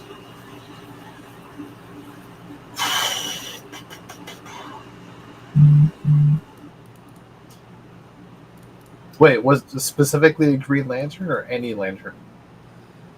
It was specifically a Green Lantern. Oh, okay, shit. I got nothing. It was Janelle, one of the first Green Lanterns, Oh. and made her first appearance in Green Lanterns number 8 as a silhouette, and You number said that 28 name, as but I the just didn't full remember the appearance. name. Wait, the last name was L? Al, A-L, Oh, A-L, okay. John Al, I guess. Jan Al. Oh, like Janelle. I get it now. Okay, next question.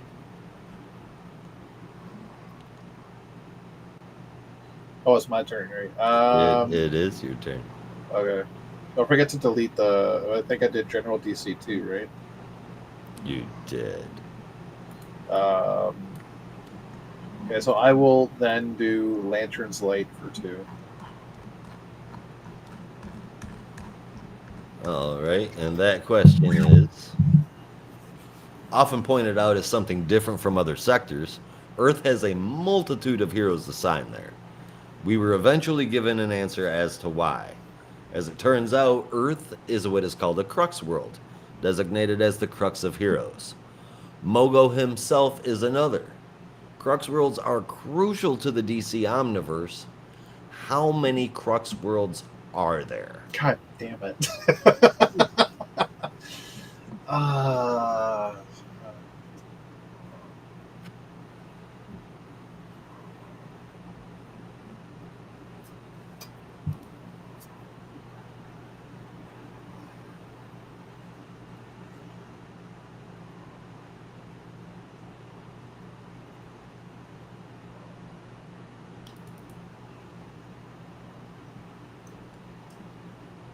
Okay.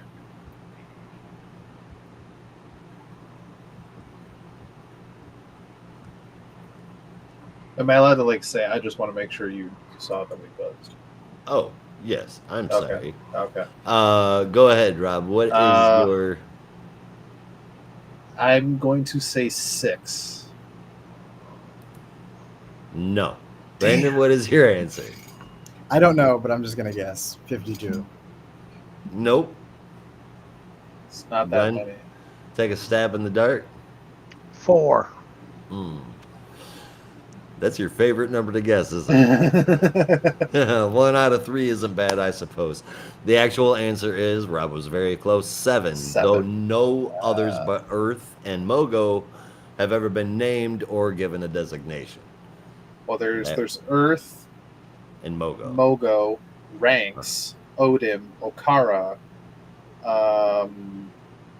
the planet in Sector 666 that Atrocitus is from. And I wasn't sure if Oa was or not. That's why I said 6. Damn. Dude named him. Now that was a fucking actually. And I don't feel so bad about asking for the names of the first 7 lanterns now. I said 5 out of 7. You just did 6 out of 7. Yeah, but those are planets. so much easier. All right, that was question number 2. Rob gets 5 points for that one. I didn't get it right, though. Oh, wait.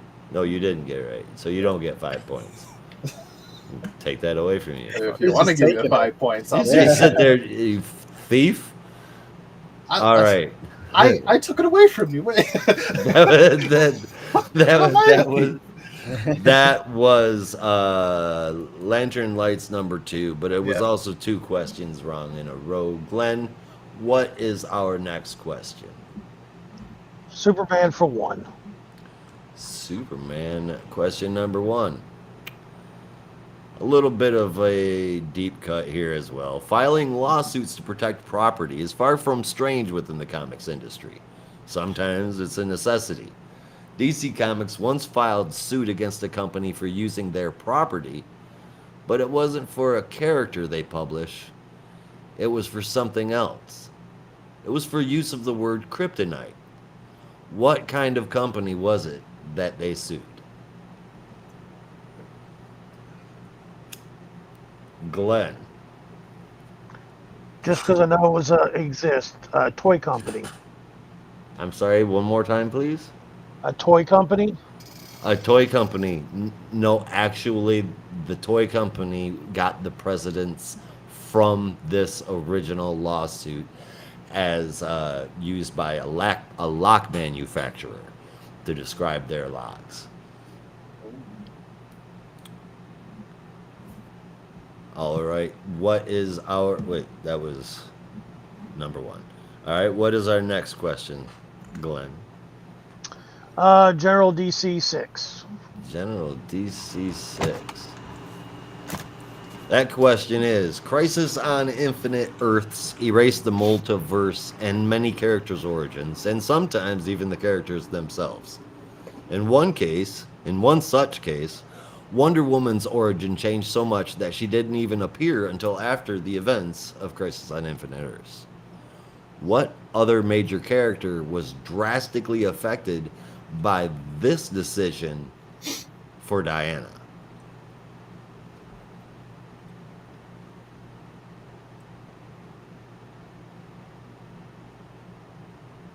I'm sorry. What major legacy character was drastically affected by this decision for Diana? Brandon buzzes in. I say Donna Troy?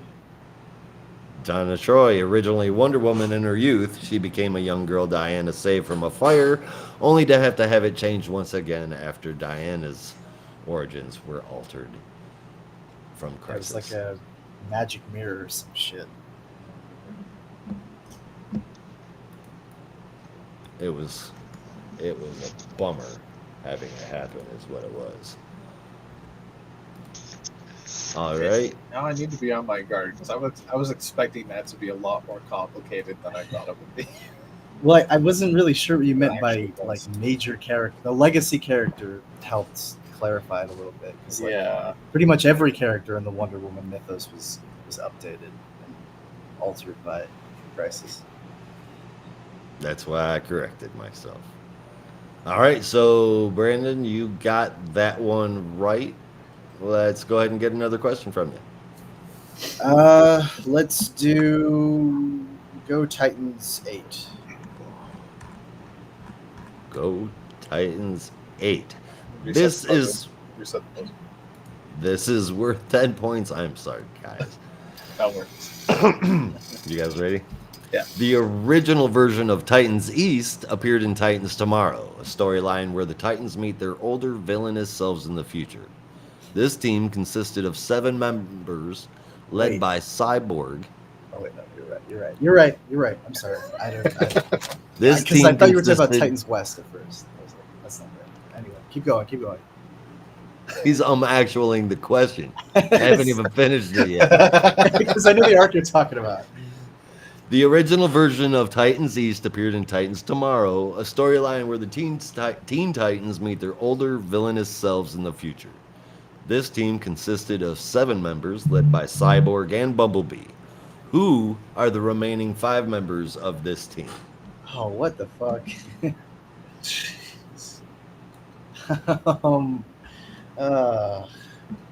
Do I have to name all 5? Given the degree of difficulty this quiz of sin seems to have been, let's go with 4 out of 5. Okay. God. Wasn't no, not Batgirl.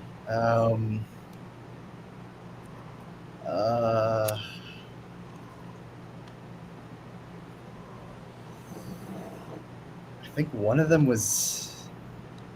Let's go with Dove? 3 out of 5. I thought I knew, but One of those are who? I thought one of them was Dove.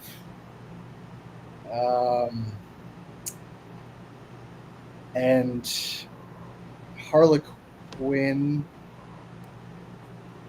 I think. Or is it No, is it Joker's daughter? Harlequin or Joker's daughter, whichever name works.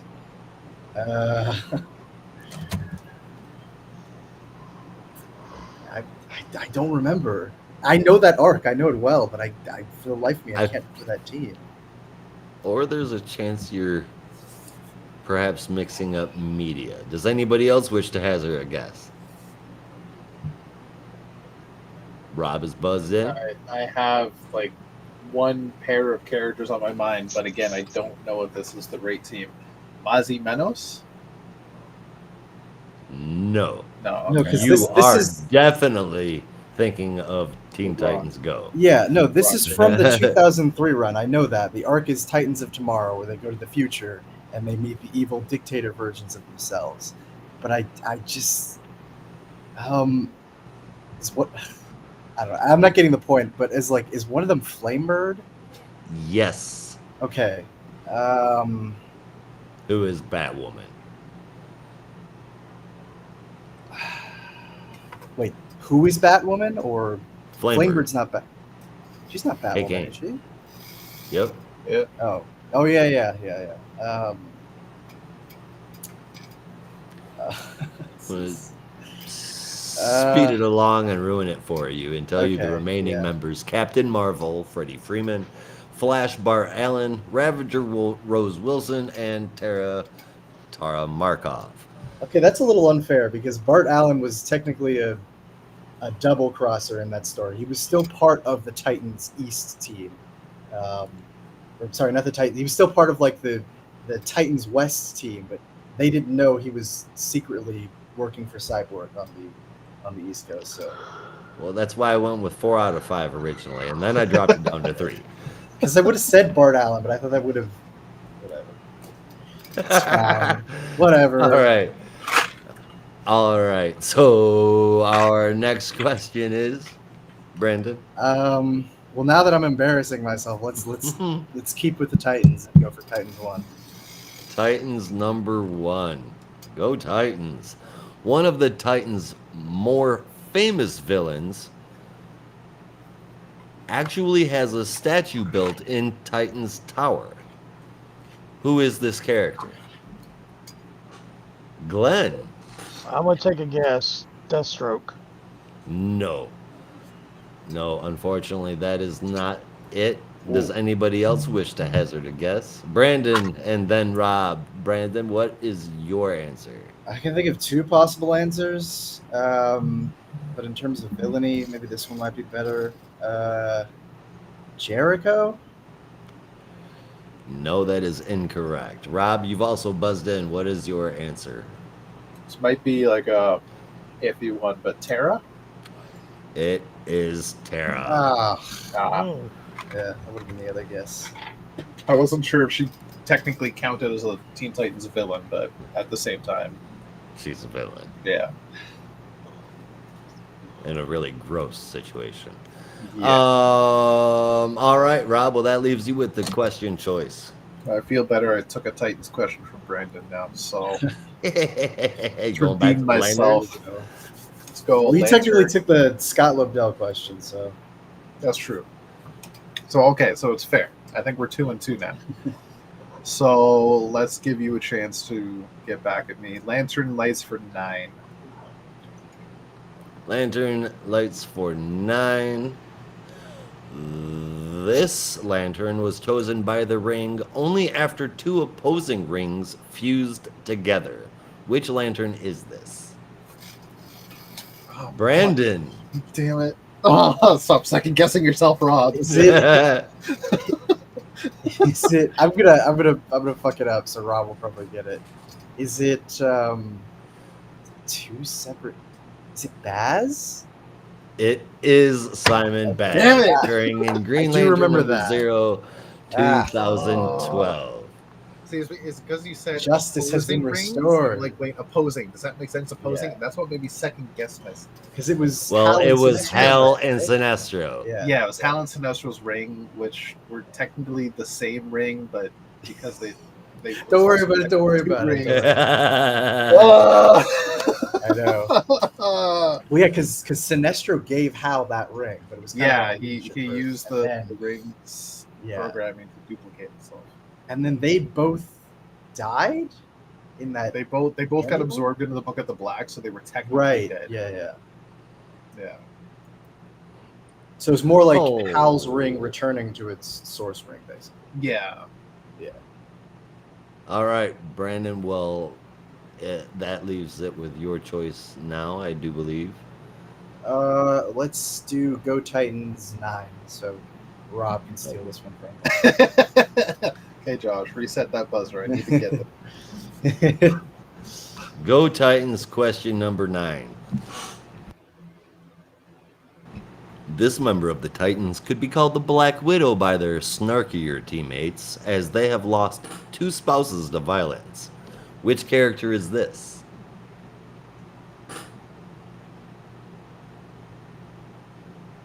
Ooh. What? All right, that was a. I get it, but that was a weirdly phrased question. It took a second. To Oh understand. wait, I think spouse. I mean, I don't know. Two spouses to violence. Okay. I'm gonna say Garth, but I don't know if that's right. That is not right. Rob, your guess now? It feels odd because she's been the answer so many times in this quiz, but I'm gonna say Donna Troy. That is incorrect as well. It is Starfire. She first, her first husband, Prince Karras, was murdered in New Titans Annual number 6 in 1990, and her second husband, one she actually loved, Faizan, the Final Night Prologue number 1 in 1996. I didn't know she was ever married. I told you I didn't know the '90s Titans shit.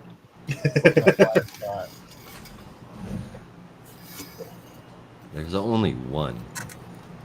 All right. That was Go Titans number 9. Brandon, that was incorrect, but you do get to choose the next question. What is that question? Let's finish it off. Go Titans 4. Go Titans 4. Sounds like he's assuming he's getting this one right. Oh, This well, this also one we're done time. with. I think you have to delete number 1 because we finished that one. Oh, did I already do that? Yeah. Oh, I sure did do that. My bad. All right, number 4.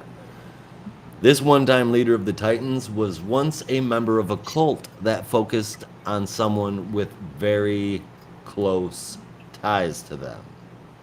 Who is this character?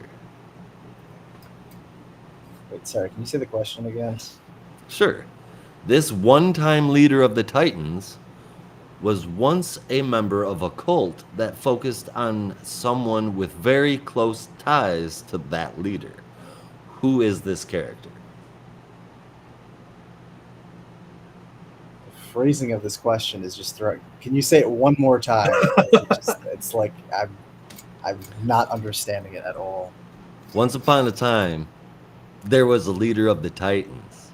Okay. And that leader of the Titans was a member of a cult that focused on someone that had very close ties to that leader of the Titans. Who is that leader of the Titans?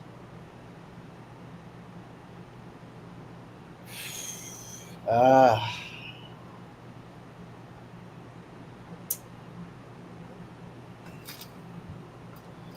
Rob is guest, followed by Brandon. I can't come up with any of the backstory here, but I'm gonna stab a guess and say Roy Harper. Nope, not Roy Harper. Brandon? I'm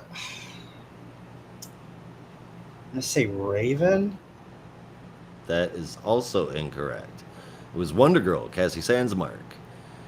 She was in a relationship for quite a while with Connor Kent, of which the cult of Connor Kent was quite a thing for a little while. I haven't read 52 in a very long time, so I completely forgot about that. All right.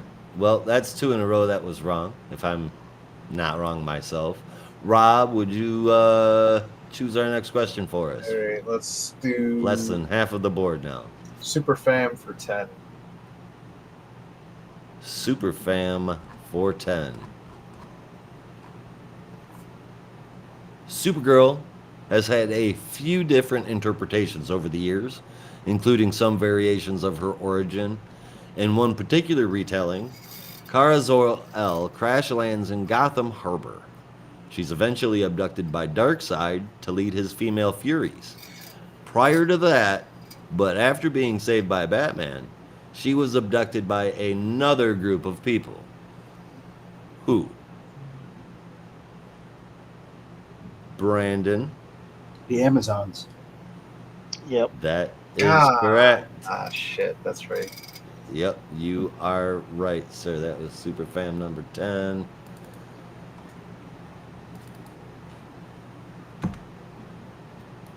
And then Brandon gets to make another choice. Let's do Super Fam 3. Super Fam number 3. We all know kryptonite. It's the most famous alien element in the world. It seems like it's been around forever. And so does Superman. Which medium did Superman first encounter kryptonite? Newspaper strips, comics, radio, film serials, movies, or TV? I would have buzzed, but we're You didn't reset it. you didn't reset it. Oh. Well, shit. I looked over and Glenn got it. Glenn, I apologize, but you get that No, answer by default. No, he said before I buzzed, so go ahead and let him answer. It's the cereal. It is actually not the cereal. Oh, well then. Your options again are newspaper No, strips, yeah. comics, Oh well, radio, film serials, It's- movies, or TV. I mean, radio. Well, okay, never mind. You fucked up. You Yeah. fucked up. I fucked You up. fucked up. I'm gonna go. Man, I want to say it's newspaper. I'm gonna go radio. Radio it is, I sir. mean, when I said cereal, I meant radio cereal. That's what they were called, I believe. It's fine. You gotta listen to the choices, my man. No, I know, but I just said radio. Radio cereals. Yeah. All right, Glenn. What is our next question? Well, Brandon fumes at himself. Superman Yes. 2. Superman number 2. Once a storyline was introduced that showed that the name Superman. Brandon bounced again. Yeah, he like shared something, and I think he might have accidentally clicked something. Oh. Cereal, radio, and television. He had to, actually. Tell him get back into the. He might be Back in backstage. here. I'm looking at it right now.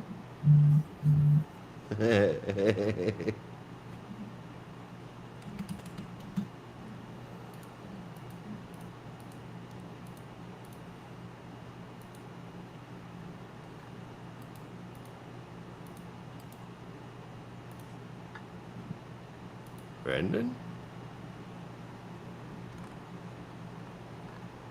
Uh-oh.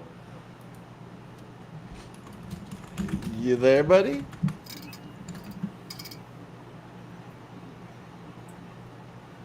Oh.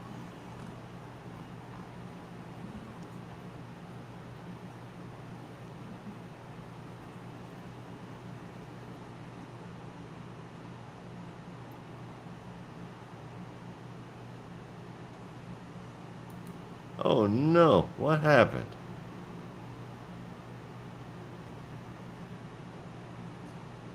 Oh shoot! His computer died. No. He's plugging it in now, so he should be back in a minute. All right, fantastic. Well, I tell you what, guys, it has been a hell of a quiz, and I have turned up the difficulty a little bit too much. And I promise the next time that I get us together and do this, I'll find a middle ground in between last time and this time. Please do.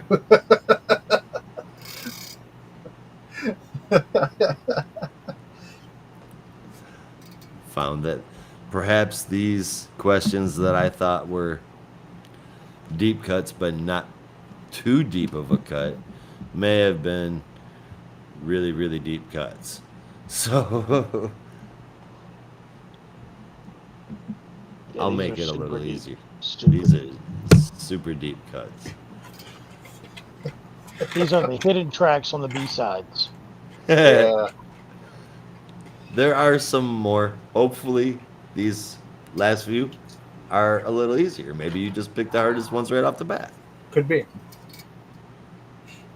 I heard the beep beep, and the man is Sorry about that. My computer died. back. We heard that's a horrible story. All right. I believe we left off with Superfam question number 2. Hey, reset the buzzer. Man, I really appreciate you guys. Once a storyline was introduced that showed that the name Superman was as old as creation. Seen as recent as 2010, a weapon that had been floating through space emblazoned with the words Superman S and granted Superman near omnipotent power. What sort of weapon was it? The ultimate nullifier.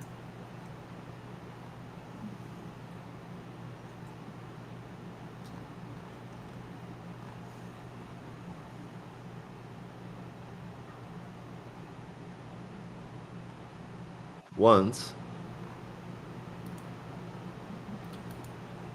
in a storyline, it was introduced that Superman's name been around forever. Seen as recent as 2010, this weapon had been floating through space with the words Superman S written on it. Superman grabbed it, he was granted near omnipotent power. What sort of weapon is it?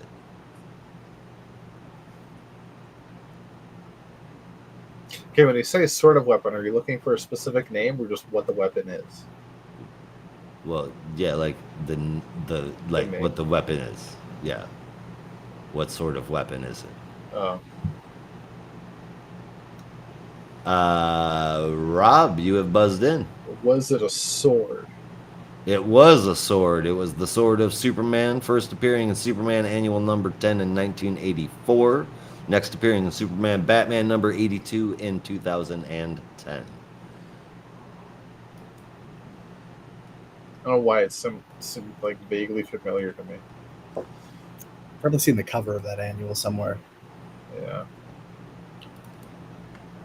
Is that the Gil Kane annual? Oh, I don't know. think it might be. He's like, yeah. Just gotta double check. It's gonna drive me crazy. Well, I can't say whether he drew the issue, but no, the cover was Eduardo Barreto. Hmm. Yeah, I don't know. Let's see. So, flash fact for you: when it comes to weapons floating through space aimlessly and endlessly, 9 times out of 10 it's a sword. Fair enough. Fair enough. No, it was not Gil Kane. It was another famous DC name, Kurt Swan.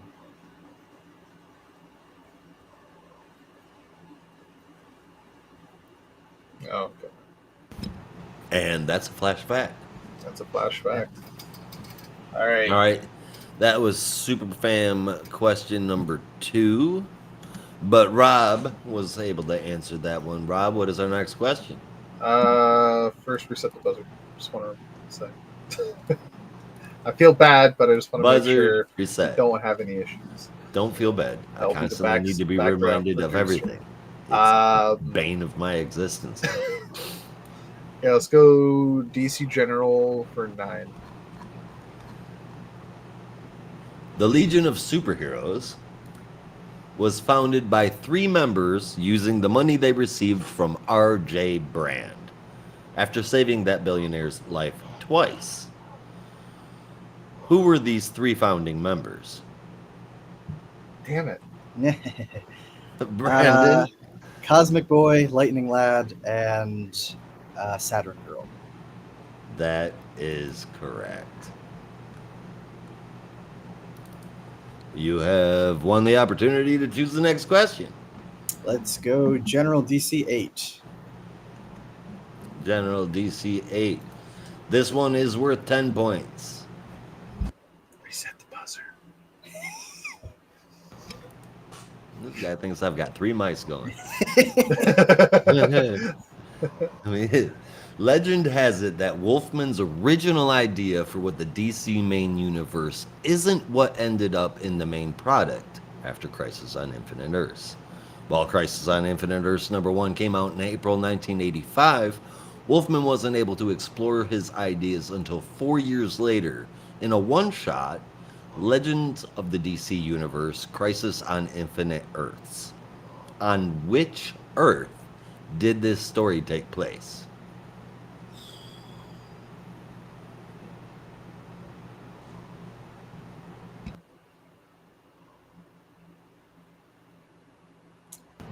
Go ahead, Brandon.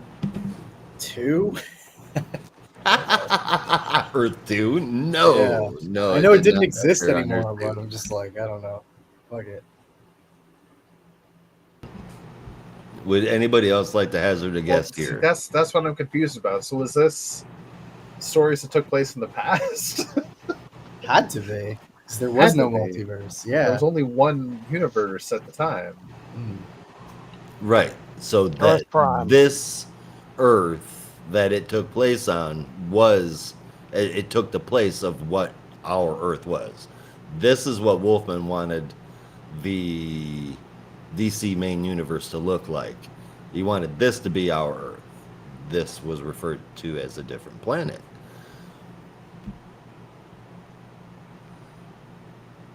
Glenn, I think you said Earth Prime. No, it is not Earth Prime. Earth Prime.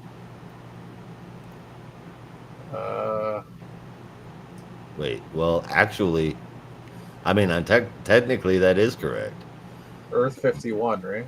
No, that's not correct. Technically, Glenn, you are correct. It would have been the Prime Earth or Earth Prime. In the issue, it was referred to as Earth D. So that one may have been what I thought was the toughest question on the board. Maybe not. I mean, it was confusing. Still very tough. All right. Brandon, I believe. Or wait, yeah. Glenn. Brandon? Glenn, right? Yeah. Glenn. Yeah, you got that one. Superman 8.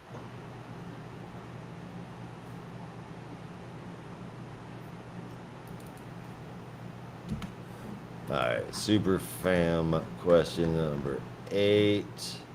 You set the buzzer. Aha. John Byrne has been a divisive creator for quite some time.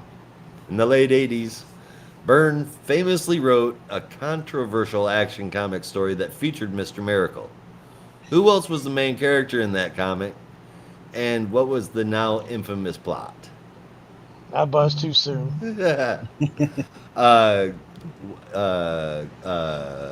Glenn? I know you got I this one. I buzzed too soon, but it was a Big Barter and it was a porno movie. That is correct. I will forever love that piece of trivia. It's like, you want to know when comics were bad?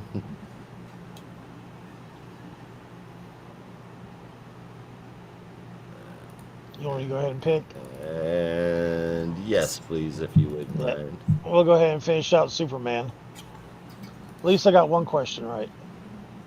You've gotten more than one question, right? Not in the Superman category. Oh. All right, we're going to close that out with Superman number 6, originally debuting in Smallville. Buzzer. This buzzer. Thank you. Originally debuting in Smallville, this form of kryptonite later made its way into comics.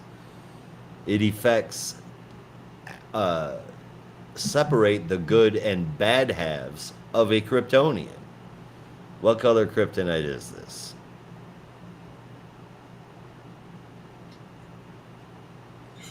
Oh. Rob. Was it diamond? It was not diamond. Brandon, what is your guess? Silver. Incorrect. Glenn, what would you like to stab at here? I have not watched Smallville, so Oh, Rainbow. it's made its not rainbow. It was black, and that occurred in Supergirl number 2 in 2005. All right, Glenn, what is your I next don't remember Black question? Kryptonite in Smallville because that would have Yeah. been season 6, I think, when Bizarro showed up. I don't know. In the comics, it separates the good halves and the bad half of the Kryptonian. Yeah. Splits them down the Thought- middle. I thought Black Kryptonite killed the Kryptonian instantly. Maybe I'm wrong, but I thought that's what it did. Retcons. Right. Yeah. If that's a retcon. But regardless, go ahead, Glenn, pick the next question. We have one category left, and my favorite number. So let's go 4. Let's go for indeed. This grant. Excuse me. Mess that Grant. button. Press up. This Green Lantern is a one-of-a-kind being and was once a controversial subject on Oa. Their presence can only be detected by the Guardians, and they can enter the minds of their enemies and attack them from within. Furthermore, This lantern wasn't so much born or created as they were discovered. What is the name of this unique being? Oh, man, I don't know how to pronounce it. If I'm following your drift here, I think it's the one that's based on radio waves or energy waves of some kind. I don't want to say it's Zizix or something along those lines. There's a Z, a Y, and I an X in there somewhere. I'm going to give that to you because of the name. I would have been like hella impressed had you got that. Its name is the RRR. Okay, I knew there was a Y, and X, and a Z in there somewhere. That was in Green Lantern number 188 from 1985. But I'm right that it's like radio waves or something, right? He's actually a mathematical equation. Oh, that's that. Oh, okay. You're thinking of the what is it? Like the it's like those radio beings that Flash Yeah, it was raced in- one time. But it was all. I think they were also in Green Lantern Annual from Grant Morrison. Yeah, the Green Lantern Annual. Yeah. Oh. I thought one of those was. Yeah. Man, I forgot about the math equation. I wouldn't give that to me. I was way off. Gonna be honest here. I mean, you had a number of the letters there, right? Yeah, You knew it was yes. the messed up name. Yeah. That was what I was going for, and now I need the next question. Okay. You reset the buzzer before I do. Uh-huh. Okay, thank you. Let's just go in order then. Number 5. We all know that typically a lantern's ring needs to have a power battery behind it. There has been one major exception to this rule in a lantern ring that not only didn't need a battery, but didn't need the battery because it was directly tied into the entire emotional spectrum. Which ring is this? Rob. Phantom Ring. The Phantom Ring, it is indeed. Okay. Whoa. And whoa. All right. So 5 is off the board, and I guess that means we're gonna go with question number 6. Everyone knows that the Guardians of Oa see themselves. Wait. Oh well, shit. We've already done 6. Never mind. We did? Oh, Yep. shit. Oh, hey, buzzer. Down to the last two. Last 2. Every Green Lantern fan is familiar with Green Lanterns Gone Bad. We're looking at you, Hal Jordan. Yeah. There was another Green Lantern assigned over his 3-planet star system that waged war and ruled with an iron fist and even had a harem. He was eventually taken down when a member of that harem stole and indeed swallowed his power ring. She was later murdered, but her will brought her back with the ring in her stomach. And it set the corpses of all of the brutal Green Lantern's victims to kill him. What was this Green Lantern's name? Satan. Or what was this Green Lantern's name or the name of the star system that the Green Lantern was over?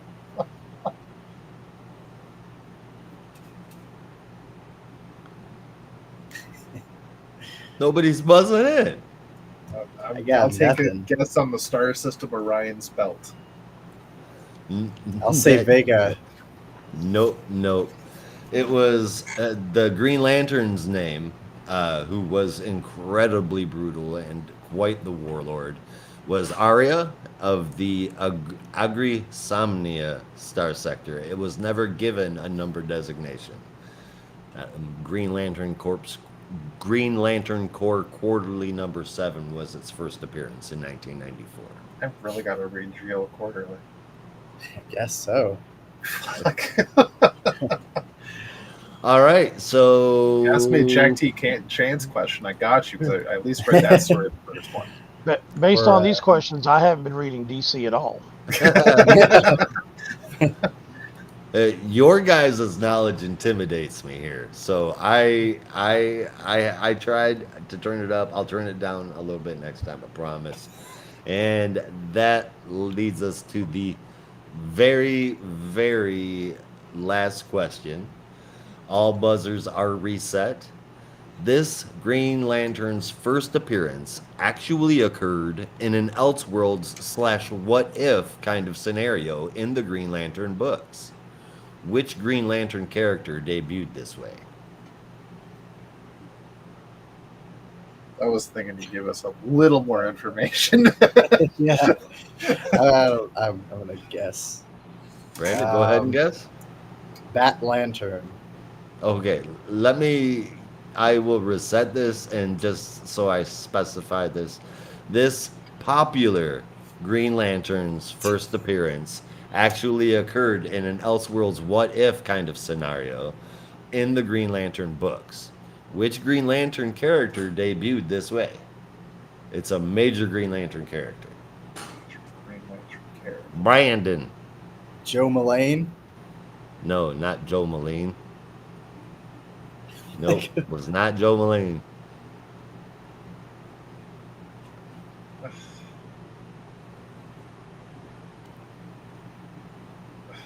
I mean, can you define Elseworlds? Are we talking about like it's In another Earth? what I or- mean, like Elseworlds slash what if kind of situation, like a what if kind of situation, Okay. like oh, Oh, he's got it. Guy Rob. Gardner. It is Guy Gardner. He appeared in Green Lantern number 59, 1968, as what the world would look like without Hal Jordan. Yeah, Guy Gardner was the Green Lantern that they showed him. That's if kind of a Abin purposely Sur's- misleading question, but If I suppose that makes it Sur's all the more ship fair. crash landed like 15 miles east or something, and it was closer to Guy Gardner's, what the world would be like if Guy got the ring instead of Hal, and it ended up that the world was worse off. Ouch. Yeah, like all the villains basically killed him for his first year.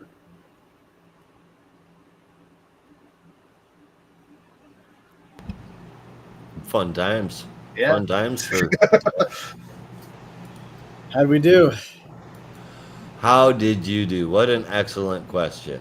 So, Rob and Glenn, you were very close. Glenn, I think I turned up the heat on the Superman knowledge on you a little bit too hard. I will keep that in mind next time. You did pull last place. You had 20 points. Rob, you had second place with 30 points. Oh, And Brandon won. with I'm not proud of myself, but 65 points. 65. I fucking knew it. I was gonna say 70. And that, ladies and gentlemen, is why we consistently and constantly call him the librarian. Yeah. I tripped up on a few that I should have gotten. I'm ashamed of myself. Yeah, I'll do better next time. You tripped up on a few when you fucking beat both mine and Glenn's scores combined. It's not about, who beat who. It's about how I feel personally. I will only feel like I won if I know I did my best. It's like I gotta. Maybe get out maybe my the performance. problem is here. Maybe we need Brandon to write the questions. I don't think they would be as hard I still won't as stand the a questions chance as you wrote. Glenn and Rob. Yeah. I'll do better next time, I promise. Yeah. But for now, this is it. I appreciate everybody for stopping by and watching. It was awesome. We have a lot of fun. Love it when you guys swing by and watch. And keep it cool out there, guys. Yeah, it's been fun. Next time, we do my other quiz idea, which is beat the geek, and Brandon's the geek. Oh boy. And we have to Excellent. beat Brandon. No. All right. Well, remember, everybody, in the Geek Matrix, everybody has a home in the Geek Matrix. You are not alone. Now get the hell out of here.